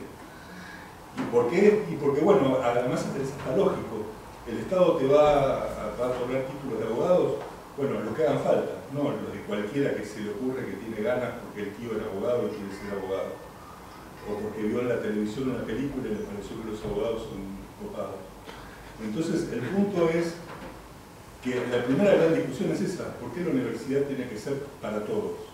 La universidad en ninguna parte del mundo es para todos. Hay gente que repite el CBC 6 veces hasta aprobarlo o sin aprobarlo y sigue, me va a profesar el CBC y ve gente año tras año y dice, la cantidad de plata que se está malgastando esta persona aquí, o sea, que claramente no le da, es absurda. Seguro, pero bueno, por eso, y la plata que gasta la gente para mantener eso, y lo que le cuesta a él, porque él está perdiendo su vida. ¿No? Dice que no aprendió. Exacto, el trabajo que no tuvo porque se había beneficiado. Digamos, la autoestima golpeada, la frustración permanente de no poder progresar, de no valerte por tus propios medios y de terminar manejando un Uber contra el cual probablemente estaba desde el principio. Ascendió del taxi al Uber. La educación, los programas tendrían que atomizarlo para responder a necesidades concretas. Por ejemplo, yo una vez hablaba con una encargada de un edificio que me dijo que no sabía dividir, no sabía porcentajes. y había dejado el colegio porque ella para el trabajo necesitaba eso, nada más. O sea, no la ascendían por ese tema. Pero para sacar un título que la habilitara para eso tenía que estudiar toda una serie de otras cosas que tampoco le daban ni la cabeza, ni el tiempo, ni la energía. Entonces, si vos pudieras adaptar pequeños cursos y vos pudieras presentar al empleador, esta persona sabe hacer esto, esto y esto, incluso el empleador lo puede evaluar, porque a veces necesitas, vos por ejemplo, para sacar un secundario, hoy en día tenés que saber polinomios, derivadas, integrales. ¿Cuántos de acá han usado eso? ¿Te ayuda? Por eso estudiamos Derecho. Sí, sí. Y llegan y salen del secundario. Yo soy docente, yo veo todo el tiempo matemática. Por ejemplo, 2 semanas atrás una chica venía, quería aprender, tenía que dar derivadas, integrales, límites, continuidad. Digo, bueno, hiciste la práctica 0, no sabía lo que era la raíz cuadrada de 2. Y tiene título secundario. Entonces, pero la poca vez que me quise poner a hacer colegio, tenía un amigo que era filósofo, nos queríamos poner un instituto privado, dijimos vamos a revolucionar la educación. Cuando vas al gobierno no te autorizan absolutamente nada, tiene que ser todo como dice el gobierno. Porque ellos protegen a sus esclavos, que somos nosotros, es decir, ellos protegen al soldado. Y protegen a nos, los representantes del pueblo, que son los dueños de todo en realidad, que es la élite esta, que está en la Unión Industrial Argentina, no digo todos, pero todo el grupito ese que maneja todo. Entonces somos los soldados de reserva, entonces nos cuidan como al ganado, básicamente. Sí, pero fíjate que en realidad, hoy por hoy, en Argentina yo creo que no se justifica de ningún modo que existan universidades estatales. Con la oferta universitaria que hay, que además la oferta que es poca porque el propio Estado no permite que el mercado se abra más. Nosotros tuvimos una cantidad de universidades que se abrieron en su momento, la UCA, Belgrano, el Museo Social, claro, y después se cerró el grifo, hasta los 90. Y en los 90 apareció esta, Ditela, Austral y 2 o 3 más, y volvieron a cerrar el grifo. Si el mercado de oferta universitaria fuera abierto, no solo a universidades nacionales, sino también extranjeras, las universidades estatales no tendrían la menor razón de existir. Y que no me vengan a decir que es un problema de plata. Pues miren, yo doy clases en la Marroquina, en Guatemala, que es la universidad debe ser la más cara de Guatemala seguro y de Centroamérica posiblemente. Pero la Marroquín tiene un sistema de becas donde ellos van a buscar chicos a aldeas pobres del interior de Guatemala y no solo les pagan toda la carrera universitaria, sino que les pagan la vivienda y la comida durante el tiempo que estudian en Guatemala. Porque hay una cantidad de donantes que donan plata para eso. Y obviamente los precios, si no existieran las universidades estatales, los precios de las matrículas de las universidades privadas serían mucho más bajos que el mercado. O sea, la demanda sería tan grande que se tendrían que bajar los precios, que podrían bajar los precios, o aparecerían nuevas universidades con... al contrario, placaron de universidades por todos lados, en cada ciudad la verdad porque para acomodar amigos fueron las universidades. Hay un estudio reciente que calcula de la misma manera que vos contaste el cálculo de cuánto sale educar a un chico en la ciudad de Buenos Aires, cuánto sale un estudiante universitario en el país, y la cuota alcanzaría para mandar a ese chico a Harvard. Seguro, porque en ese cálculo vos tenés vos calculás cuánto se reciben, que es una pequeña parte de lo que vos decía que dan 6 veces el CBC, que eso cuesta plata, pero ese después no lo computás porque nunca se va a graduar, pero te gastó un montón de plata. Entonces si vos calculás cuánto te cuesta este cuentito de garantizarle la educación universitaria a la gente y el ingreso restricto, en términos de dinero y de costo de formación universitaria, esto es altísimo. Y lo cierto es que no veo cuál es el motivo por el cual haya que garantizarle su derecho a ser abogado o médico o contador a cualquiera que quiera hacerlo. El otro día leí un artículo donde unos padres le hacían juicio al Estado porque tenían un chico con un retraso mental. Y el colegio decía, yo no te doy el título para empezar a la universidad, yo te doy el título de que aprobaste los contenidos mínimos. Y los padres se quejaban porque decían, el chico tiene derecho a ir a la universidad. Se lo conté a mi mamá y decía, no, yo no quiero ser chico en la universidad, porque no puedo adoptar la currícula de él. Viene a perder tiempo. Y decía, hay que sacar el mito de que la universidad es para todos y todos, porque hay gente que, o sea, le haces mal porque... Tenían haciendo toda una campaña con eso, ¿no? Como se había quedado el título del... Bueno, en la UBA, yo en la época que daba el grado, vos veías esas personas de 70 y pico, 80 años que estaban estudiando, decían, no, pues yo me jubilé, no tengo nada que hacer, y siempre se me ocurrió que quería ser abogado, entonces ahora que tengo tiempo me puse a estudiar. Y todo el mundo diciendo, ah, mirá qué maravillosa esta persona, esa edad que tiene ganas de estudiar. O sea, están cobrando impuestos a alguien para que este señor el sueño del pibe que no en vez de ir a jugar a la bocha, venga a la universidad. Y entonces aparece en los diarios diciendo, oh, el gran esfuerzo de este señor a los 80 años que estudia abogacía. El esfuerzo fue todo lo que le pagamos. Y que además yo veía, yo los bochaba, pero había profesores que los aprobaban porque le daban lástima. Claro, no, por el señor. Pero no, mire, usted no está. Tenía que estar en otro lado. Sí. El otro día, el estudio que mencionaste de Krause. Y bueno, se decía, o sea, la cuota UBA, en realidad no era el caso de UBA, sino las universidades de las plazas, o sea, de las universidades estas nuevas que se hicieron, lo dirías el presupuesto enorme, que obviamente se lo curraban la mayoría, por el egresado, y que salía más que un egresado en Harvard. Y el otro día, o sea, debatiendo, en realidad lo puse para ver, o sea, si obviamente iban a salir a pegar por el otro lado, o sea, la UBA es una causa, o sea, es nacionalista. Está el problema, o sea, es un problema cultural que hablan de derecho como derecho positivo, o sea, el derecho a la educación en realidad ellos lo ven como el derecho de que alguien les tenga que pagar la educación a ellos, en vez de que ellos tengan, o sea, justamente el derecho negativo de que no les prohíban educarse, no que no tengan esta cuestión de la gratuidad. O sea, el agua es gratis, entonces total, y lo que planteaba es que justamente los que usan la agua no son los que, los que usan el agua gratis, o sea, están becados, porque en la práctica funciona así, le prohíben justamente a los de menos recursos, que no por menos recursos no es que no están capacitados por la universidad, de poder acceder a ella. La plata que alguien puede pagar una cuota que le falta, digamos, si queremos ponernos en igualdad de oportunidades para subsidiar la demanda del otro lado. Y lo que yo planteaba era la cuestión de, aparte de subsidiar la demanda, que te baja el presupuesto, una locura en burocracia, el hecho de dos cosas. Uno, la UBA es el centro del marxismo latinoamericano, casi me atrevo a decir. Entonces, el que tiene pocos recursos y necesita una universidad gratis por no poder pagar la cuota, tiene que ir a que la UBA le haga el cerebro. Entonces tenés a las clases populares, de esa manera, las clases populares entornadas hacia la izquierda, y ahí tenés el problema cultural que tenés hoy.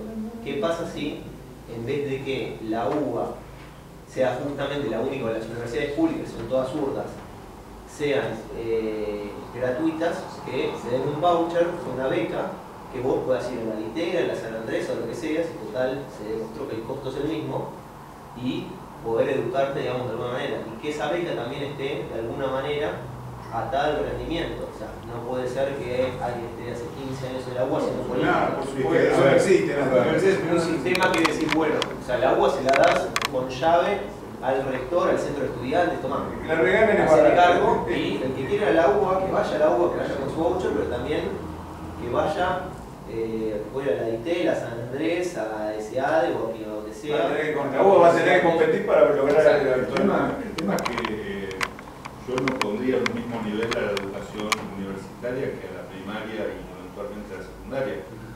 Ponele que, hasta incluso por ley, la universidad, ahora más que obligar a los chicos a la escuela, que la primaria, que son además esos típicos eufemismos y tonterías de los políticos, ¿no? Porque según la ley argentina, la primaria y la secundaria son obligatorias. Yo puedo general, el 85% de los procesados que yo tengo no terminó la primaria y alguno hizo algún año de la secundaria. Doble condena. Algunos nunca hizo la escuela. No, pero digo, la tontería de que una ley diga todos tienen que estudiar y en el fondo, en realidad, la mitad de la gente ni siquiera pisó una escuela. Pero con la educación universitaria yo no creo que se haya que medirla con el mismo parámetro. La educación universitaria es una capacitación especial que solo deberían poder acceder los que tienen capacidad para eso, y no cualquiera, no es un secundario. Y por lo tanto, ponerle que hagas un sistema de vouchers. Entonces el sistema de vouchers le adosaría exámenes muy rigurosos. Sería un sistema de becas automáticas. O sea, claro. Pasas un examen, ganás esa beca en un 100% o lo que sea, de acuerdo a ese examen tal vez, y claro, para mantenerlo tenés que tener un promedio por encima de tanto. Y hacerlo en tiempo y forma. Ahí el Estado te ayuda. Que en realidad eso en Estados Unidos o en otros lugares se resuelven con créditos educativos. En realidad, al tipo yo le estoy dando herramientas para que después se gane la vida en el futuro, bueno, que la devuelva. Entonces, o sea que ahí hay un problema también, que tienen muchos créditos garantizados por el Estado en Estados Unidos y también va a estudiar gente que no tiene la capacidad para ir a la universidad. Ahí tienen ese problema, hay una burbuja. Los bancos tienen que establecer mecanismos de crédito que sean bancarios, y el tipo de empezar a devolverle 2 años después de recibirse. Bueno, hay un problema ese porque los empleados, inclusive una empresa con 3 empleados son jóvenes, son muy caros lo que pueden hacer, porque si no pueden pagar el crédito, no trabajan. Que también genera otro problema. Y bueno, habrá que buscarle la solución. Créditos a más largo plazo que tengan cuotas más chicas. Siempre hay digamos, si vos generás un negocio, encontrás la forma de solucionar los problemas. Creo que es en España que según el puntaje que sacas claro, en las exámenes, te aumentan los intereses o te bajan los intereses. No, podés acceder a una carrera o no. Si tenés puntaje superior a tanto, podés acceder a medicina. Si no, podés estudiar otras carreras menos estudiar. Y si no llegas a puntaje, no podés estudiar y Ah, eso está bueno, un amigo. Seguro. Eso, el ingreso irrestricto puede tener el populismo argentino, fueron los radicales, puede ser por el divorcio. Digamos, me parece que era la bandera fundamental de los radicales cuando una de las banderas fundamentales de los radicales, la reforma, la famosa reforma. O sea que acá hablas de examen. Fueron absorbiendo, le dan las herramientas y después lo usan el gobierno que viene. Y esto, si un gobierno es más o menos razonable, lo usa más o menos razonable. Pero vienen los Kirchner y lo usan toda esa herramienta en beneficio propio. Era la historia de siempre. Entonces que acá hablas de examen de ingreso y todos te linchan. Como que sos, claro, elitista y que si decís que te metió en la cabeza. ¿Cómo? Sí. Pero lo que pasa es que, digamos, para evitar el examen de ingreso recurrís a un eufemismo que es peor, porque en realidad si tiene que hacer el CBC. Y entonces si vos querés hacer un ingreso restricto, los empezás a bochar en el CBC. Entonces, ¿qué es lo que pasa? Les haces perder un año. Sí. Miserablemente, en vez de tomarle un examen al principio y si no lo pasaste, dedicaste año a otra cosa o ponerte a estudiar y volver al año que viene. En Tucumán no existe el CBC, por ejemplo, y ahora tenemos un problema en la Universidad Nacional de Tucumán, pública y gratuita, que es que la Facultad de Medicina tiene un cupo anual limitado por una cuestión espacial, por una cuestión de la cantidad de docentes que hay, por el material. Sí, medicina no es fácil decirlo. Claro, exactamente. Aparte que estamos hablando de personal, de profesionales que tienen que tener los conocimientos necesarios como para el día de mañana salvar una vida. O sea, la educación tiene que ser bastante personalizada, tiene que ser muy intensa. Bueno, hay sectores de la universidad, lamentablemente los dirigentes y apoyados por toda la cámpora, por movimientos muy grandes, que dicen que medicina tiene que tener acceso irrestricto y tiene que tener cupos ilimitados. Cuando estamos hablando de la formación de gente de la que nuestras vidas van a depender el día de mañana. O sea, buscan un bien. Lo que va a pasar en ese caso es lo que ya pasó aquí, cuando algunos se acordarán, y de hecho creo que el otro día vi que había un aviso que una empresa ponía lo mismo, que no hace, por ejemplo, decían, buscaban abogados, pero no de los que se hayan recibido entre el año 73 y el 76. Porque en esos 2 o 3 años se recibió un montón de gente que iban a repartir comida a la villa y le aprobaban derecho laboral. Claro. Entonces, te marginaban del mercado laboral porque por ahí en esa época te lo ponían expresamente. Hoy el INADI por el problema, entonces no te lo dicen, pero cuando te piden el currículum, se fijan cuando estudiaste en esta época, no, te dicen que no. Entonces en realidad van a estar marginando un montón de gente valiosa que por este tema después nadie la va a querer contratar. El otro día había salido un aviso de que decía, se lo tomaron en serio, para mí una broma, que decía que lo tomaban gente de la cámara, ¿viste? Bueno, de eso les quería hablar, digamos, yo estoy a un año de recibirme de contador. En mi carrera particularmente, es una carrera muy dura, los profesores son muy estrictos y es complicada, y lamentablemente tiene una vieja idea de que en Tucumán antes se decía serás lo que tengas que ser o serás contador, porque era la carrera más fácil la que todo el mundo estudia hoy en día. Bueno, en Tucumán era contador. Ahora es una carrera bastante difícil. Estamos hablando de la cámpora. ¿Cómo no, son tremendos tipos estos. Pero puntualmente, que era lo que había dicho usted, justo perdí el hilo con lo que había dicho, era sobre el ingreso y restricto. En ciencias económicas hay ingreso, pero aún así, de cualquier manera, entra muchísima gente, digamos. Es preocupante porque ahí la gente estudia 10, 15 años en una carrera que en otros países dura 4. Se desperdicia acá también dura 4, lo que pasa es que ellos lo hacen en 15. Lo preocupante, digamos, es que era lo que quería ir.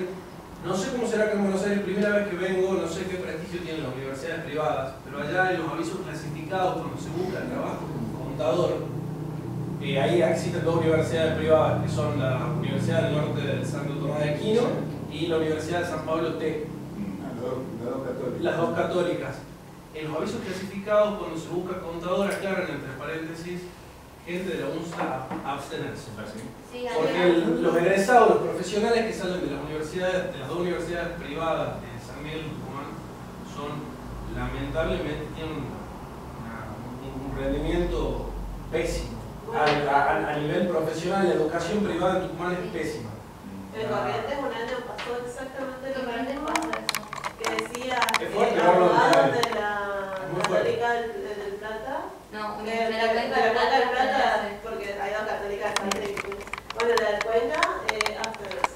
Y el tema con los contadores de la Cuenca, un desastre, o sea, problemas que dicen patrimonio neto, la suma activo más pasivo. Desde ahí partimos, o sea... ¿Qué dicen? Y con lo de la cámpora de la cámpora y ellos ya desde vamos... Acá en Corrientes lo que pasa es que se hace vacía, no estoy en la UNE. Y acá como que la UNE tiene mucha legitimidad, digamos. Entonces siempre aparecen los diarios que si son de la Cuenca o de la Católica te tenés que abstener. Y además tenemos un programa totalmente distinto al de la Cuenca del Plata, digamos. Ellos dan Civil 1 antes de Derecho Romano y todo eso. Y el problema que hubo es que nosotros tenemos un ingreso que son 2 materias que no tienen, o sea, son Historia y Derecho Jurídico, que son materias que no dan en la carrera, son solo el ingreso. Y que cómo iba a haber ingreso, que esto, que lo otro. Entonces, lo que hizo la facultad fue omitir el ingreso y hacer un curso nivelatorio, pero sí o sí tienes que sacar más de 6 para ingresar. Y agregar un examen de análisis, lo mismo, de análisis de texto, porque todos los profesores se quejan que no saben interpretar los textos, ni explicar, ni nada. Entonces, hacemos un curso de oratoria y de interpretación de texto, pero eso no se rinde, se rinde solo en el otro. Finalmente la universidad termina siendo secundario y el secundario primario. Para no hablar de derecho tiene que hacer una maestría. Nosotros, por ejemplo, en la mina tenemos, se llama Introducción a las Ciencias Económicas, que está formado por 4 módulos, que es Derecho, Contabilidad, Economía y Administración. Pero ¿qué pasa? Es que hay matemáticas, 5 módulos. Y el tema es que viene con una base tan mala de matemáticas, sobre todo de la secundaria, que obviamente que revientan como un sapo y nunca pueden terminar de sacar, o sea, son muy poco respetuosos.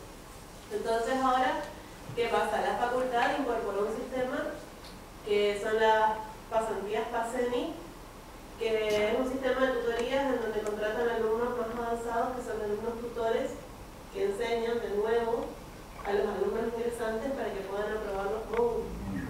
Entonces estamos en eso y cada vez más gastos. O sea, viene tan mal la educación desde la secundaria que no solo tenemos el gasto de un alumno que te dura 5 años tratando de sacar un módulo, sino que además también está el gasto nuevo de contratar gente, porque eso para contratar gente para educar, algo que viene ya.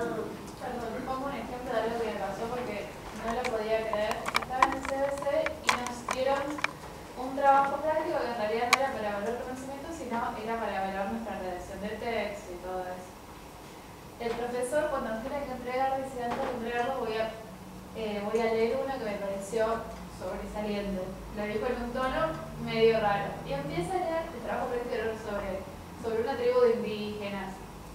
Y hay una oración que dice: bueno, de la tribu hacían esto y después los chabones hacían tal otra cosa. Y entonces dijo: ¿quién escribió este trabajo práctico? Un chico levantó la mano y dijo: ¿a vos te parece que en un trabajo universitario podés poner los chabones? Y el chico se defendió, el chico dijo: no, es que a mí en la secundaria me enseñaron que no está bien poner una misma palabra 2 veces en la oración. Así que tenés que buscar un sinónimo. Aparte de los favoritos. Él se defendía. Estaba bien. El profesor lo retó y dijo: por favor, salí de la clase y no venga más porque no te voy a probar.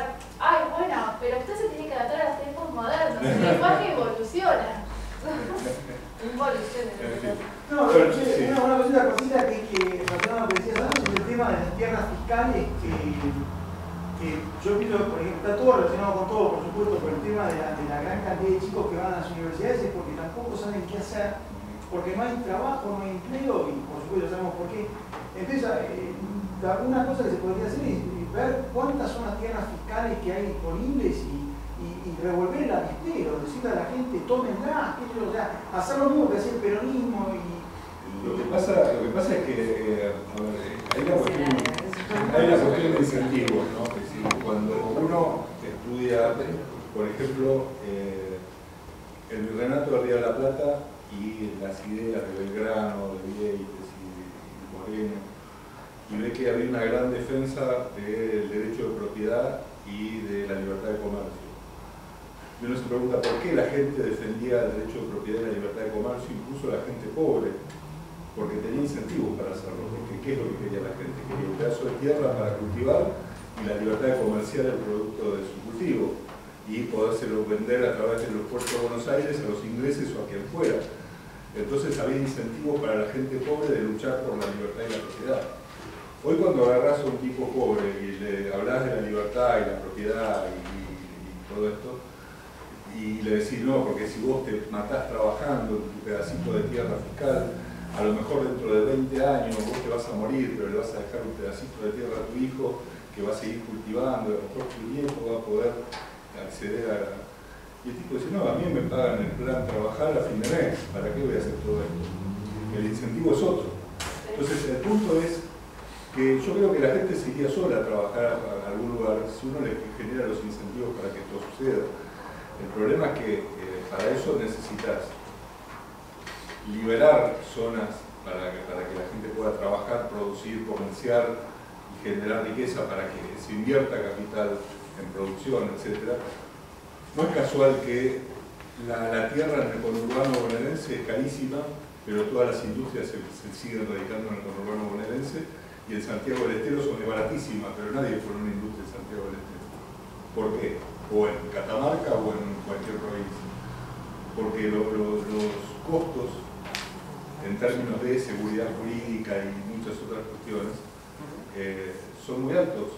Entonces generás las condiciones para que la gente pueda invertir y producir, y la gente se va sola. Y al mismo tiempo eliminar los incentivos para que la gente cobre planes y viva del Estado. Y si se hace eso, yo creo que no es una cuestión de incentivar a la gente o llevarla o decirle: la gente se ve sola. Al contrario, en el esquema económico de Argentina, los incentivos son para que cada vez más gente se venga a vivir acá, aunque vivan apiñados y de forma espantosa, pero bueno, acá es donde está la plata. Y entonces vengo acá, porque si me puedo quedar en el interior, viviría mucho mejor, pero ahí no está la plata. Entonces, si no soy empleado público o no tengo acceso a alguna de la plata que anda dando vuelta, lo único que me queda es venirme a vivir a Buenos Aires, aunque sea en un lugar horrible. Entonces, el punto es que si uno cambia esos incentivos, y ese es el gran desafío que ningún político ha generado. Ahora, Macri, yo no tengo mucha idea de qué se trata, pero arrancó su gobierno con el famoso Plan Belgrano, que no sé si alguien sabe bien de qué se trata, pero era como supuestamente un plan para generar inversión en la zona noroeste. Que si está bien hecho en el sentido de que realmente es generar inversión de capital en actividad productiva en esa zona y tomar mano de obra y mejorar la calidad de vida de la gente, puede ser interesante, pero todo es tema de cambiar reglas de juego. No hace falta llevar a nadie por la fuerza a ningún lado o impulsarlo para que se vaya, se va a ir solo. Por eso de pronto, cuando hablábamos de las alternativas al estatismo y al tema de la soberanía, hoy hablábamos de, por ejemplo, el tema de las cities, pero también el tema de New Hampshire, ¿no? Es decir, la idea de una de las alternativas que se plantean en Estados Unidos es la idea del free state, ¿no? El estado libre, que los libertarios se vayan a vivir a un mismo estado y que en algún momento ganen las elecciones, puedan tener el gobierno de ese estado y ese día eventualmente o negociar con el resto de la Unión condiciones especiales para mantenerse ahí, bajar impuestos y liberar el estado, o simplemente secesionar de Estados Unidos y formar su propio país. ¿Y eso por qué ocurre? Digo, porque la gente termina yéndose a los lugares donde va a vivir mejor. Y el tema es generar las reglas de juego para que se pueda vivir mejor. En ese sentido, por ejemplo, antes de que se nos vaya el tiempo, hay un par de temitas que por ahí me gustaría discutir. Por ejemplo, hoy estamos hablando, ya cuando procesaron a Cristina y se están dando algunas causas judiciales, una pregunta que uno podría preguntarse, que podría hacerse es, ¿cuáles piensan ustedes que deberían ser las medidas que se pueden tomar en un gobierno libre, en una sociedad libre, para evitar la corrupción? Achicando el Estado. Y sí, eliminar los incentivos a la corrupción y la corrupción crece. Ustedes son liberales, no se puede. Auditorías privadas que se cobren de lo que descubren que se está robando. No, eso pero la causa de la corrupción son las regulaciones y los impuestos. Con las regulaciones porque tienen para cobrar peaje y los impuestos porque donde tienen para robar directamente. Y todo lo que haya que pedir permiso. La corrupción yo le llamo de la distribución del botín. El robo se produce antes, ¿no? Eso es nada más que la distribución. ¿Cómo distribuyen lo que roban? Y en ese sentido, fíjense que incluso las leyes anticorrupción generan mecanismos perversos. Porque mucha gente debe decir, bueno, hay que subir las penas de los delitos de corrupción y que las penas sean mucho más altas. El problema es que si ustedes suben las penas con las que amenazan a un potencial funcionario corrupto, también suben el precio de la coima. En realidad que está vinculado con el precio del riesgo. Aparte, ¿no? Si la pena es 1000, pero la probabilidad de que te la pena es 0, también el costo de corrupto es 0, hay un beneficio positivo. Bueno, en su momento Menem impedía la pena de muerte para el narcotraficante y todo el mundo se mataba de risa, claro. Si él era el jefe de la banda narcotraficante y el riesgo de que lo detengan es 0, obviamente, o que pidan que me fusilen 5 veces, nunca se van a acabar.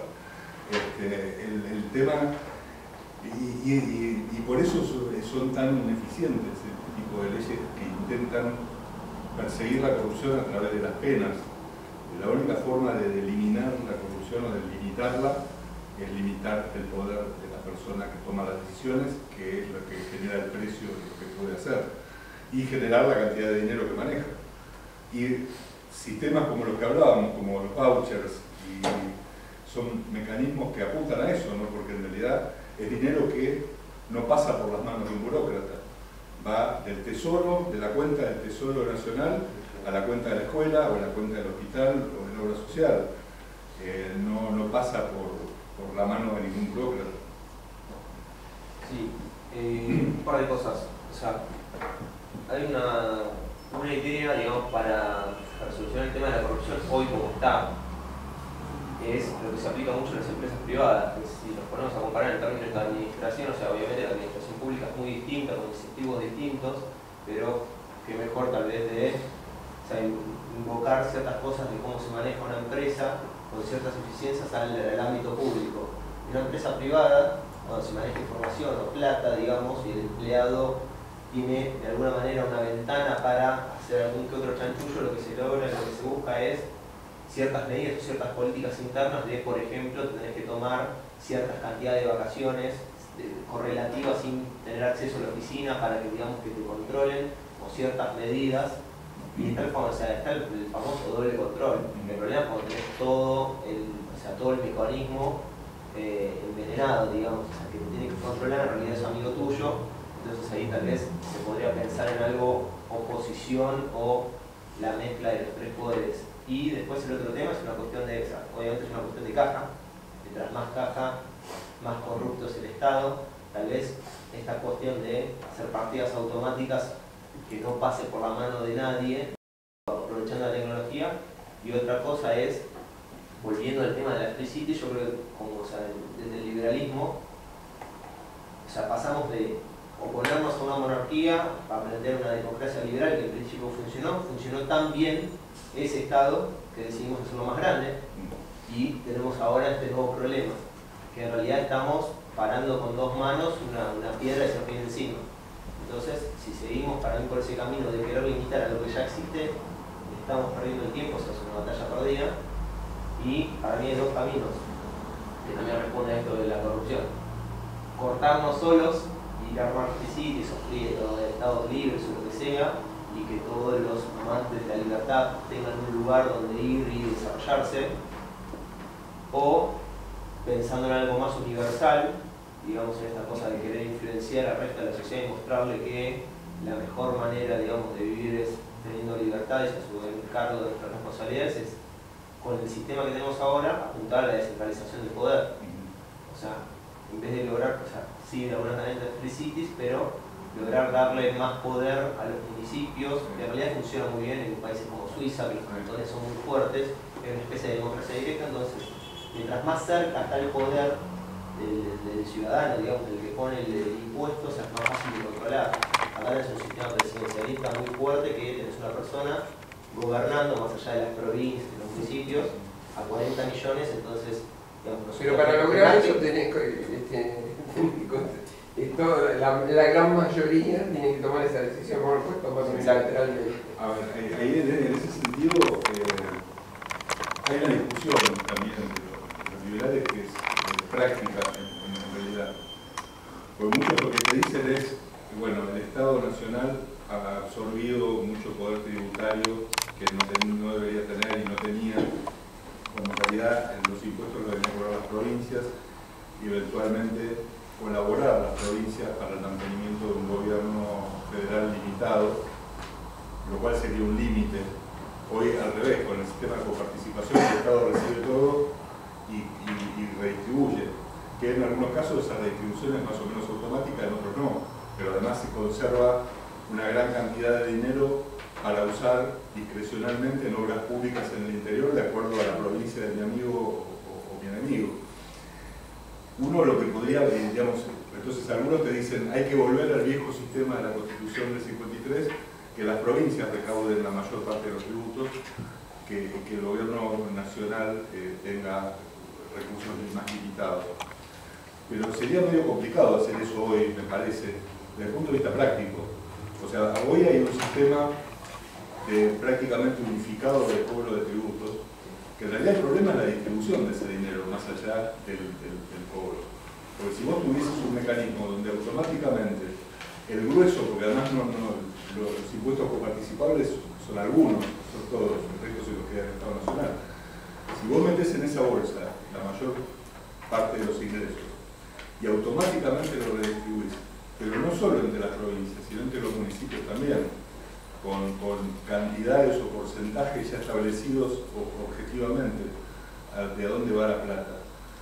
En realidad resolvés de alguna manera la forma de redistribuir que los impuestos vayan o se distribuyan de mejor manera entre municipios y provincias, que serían los que deberían ser los receptores naturales, originales. Ahí te falta la otra pata, que sería la competencia, potencial competencia fiscal entre las provincias. O sea, hoy la única manera de que Santiago del Estero absorba, digamos, inversiones privadas y que no sea a través de la obra pública del Estado, las medidas esas, a Santiago o de cualquier provincia del interior, para que se pueda poner a tono con ciudad y con urbano, que ya pasa a ser otro problema demográfico.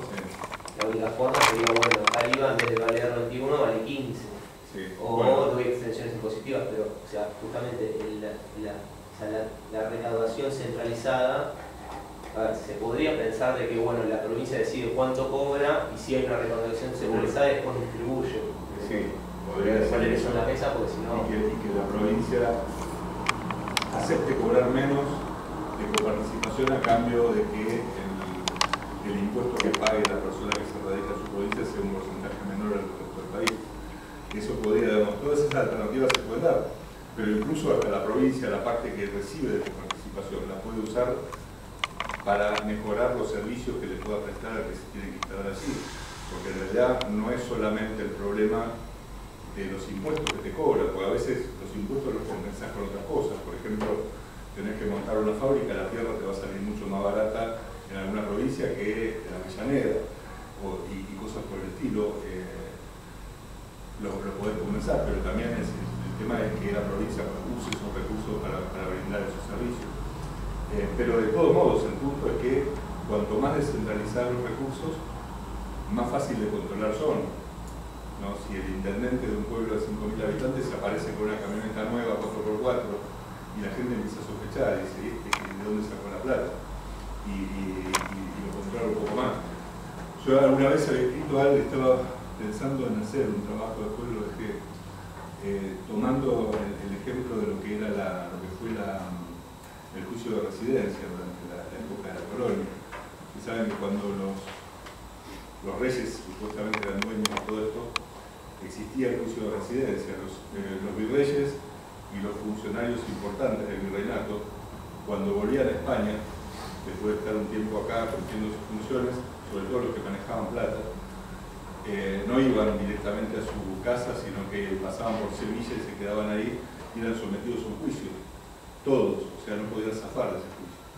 Y ese juicio pasaba por cómo había sido su desempeño como en el cargo que ocupó, si había hecho la cosa bien, si había tenido denuncia de algún tipo, cómo fue el manejo de la plata, si se quedó con algún vuelto, si todo, lo revisaban todo, y si todo estaba bien, se podía ir a su casa, y si había algún problema tenía que rendir cuentas. Lo cual era interesante porque todos sabían que indefectiblemente iban a tener que pasar por ese juicio, no iban a zafar. Entonces, si se mandaban alguna macana, tenía que ser muy bien para que nadie la descubra, pero si no, sabían que en algún momento los iban a descubrir. Y eso a mí me hacía pensar, ¿por qué ciertos cargos públicos como presidente, vicepresidente, los ministros, los que manejan fondos públicos, cuando dejan sus cargos, nunca son investigados a ver cómo lo hicieron, o a ver si tuvieron algún desliz, o si hay algo que se les pueda imputar? Y uno en realidad siempre espera que en todo caso alguien lo denuncie, cosa que a veces no pasa nunca.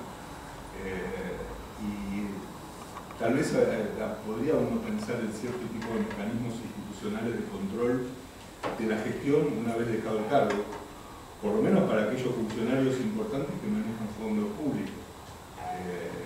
Digamos, hay instancias de evaluación que se pueden discutir, ¿no? ¿Por quién sería ocupado? Podés crear un mecanismo que incluya desde consultoras privadas a profesores de distintas universidades elegidos por sorteo. Pero no algo permanente, sino... No, lo podés hacer ad hoc. Podés hacer ad hoc para cada cargo. Porque en realidad los ministros no se van todos juntos, se van de a uno. Entonces cada vez que uno renuncia, lo sometes a un juicio y le creas una investigación. Eventualmente, no sé, es cuestión de pensarlo, las posibilidades son muchas, pero digo, generar mecanismos para que no les sea tan fácil, ¿no? Porque hoy uno piensa en un montón de ministros, ya ni siquiera de ministros, gente con cargos más bajos que ministros, pero que han manejado fortunas.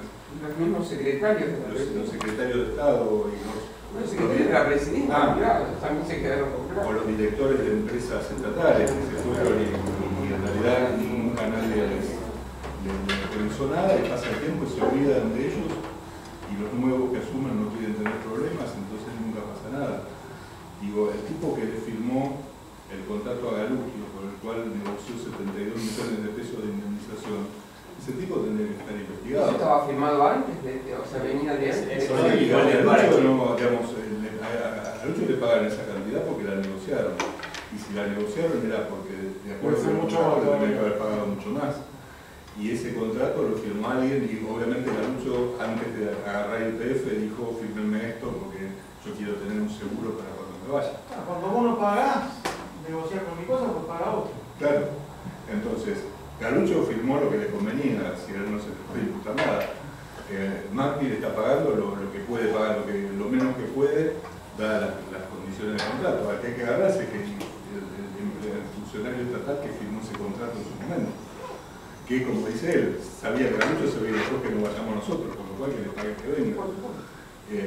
Pero bueno, ese tipo de cuestiones deberían estar de alguna manera previstas, mecanismos de control y de control externo, o sea, el control que no sea un control hecho por funcionarios del gobierno, porque hoy estamos en la misma. O sea, encontrar mecanismos de consultoras o lo que fuera, incluso consultoras internacionales que hagan auditoría sobre el estado en que dejaron ciertos cargos después que se fueron, por lo menos en aquellos lugares donde se maneja dinero. Esas son reformas institucionales que se pueden plantear. Obviamente que los políticos no piensan en esas cosas porque no les conviene. No creo que sean reformas que les vayan a interesar. Pero bueno, la idea es que básicamente la conclusión de estos 2 días es justamente pensar en que deberíamos empezar a pensar al derecho como algo que es parte del proceso de mercado, que está metido dentro del proceso, que es la parte que nos permite resolver nuestros conflictos dentro del proceso de mercado, y que como el mismo mercado, como la misma Cataláctica, no es algo que haya sido creado por el Estado ni que dependa de una regulación estatal, sino que es una cuestión que las mismas personas que actúan en el mercado deben buscar la forma de resolver sus conflictos y encontrar mecanismos institucionales, entendiendo por institución cualquier mecanismo que inventemos para resolver conflictos, y que si pusiera, y que en buena medida uno de los problemas graves que el liberalismo ha tenido durante mucho tiempo es que ha admitido que el derecho emana de un poder soberano del Estado y que se canaliza a través de la legislación. Esos dos conceptos, soberanía y de legislación, que le dan fundamento a esta creación estatal del derecho, es uno de los problemas graves que tenemos, y como normalmente los abogados en cualquier discusión admitimos o partimos de admitir esa premisa, toda nuestra discusión posterior empieza a fallar. Entonces la idea es que por lo menos los invito a empezar a repensar el derecho, no ya como, bueno, el derecho es la ley que está escrita y lo que tengo que hacer es cambiar la ley, sino empezar a pensar el derecho como el mecanismo para resolver conflictos que yo puedo negociar y que puedo discutir con aquel con el que tengo un conflicto, y incluso generando ex ante mecanismos institucionales de solución de conflictos a futuro, con la esperanza de que algún día, ya sea a través de Frisitis o de otros mecanismos, logremos vencer el problema de la soberanía y la gente recupere la libertad para que estas cuestiones puedan ser aplicadas en todo sentido. Bueno, yo creo que ya estamos en tiempo. Bueno, muchas gracias.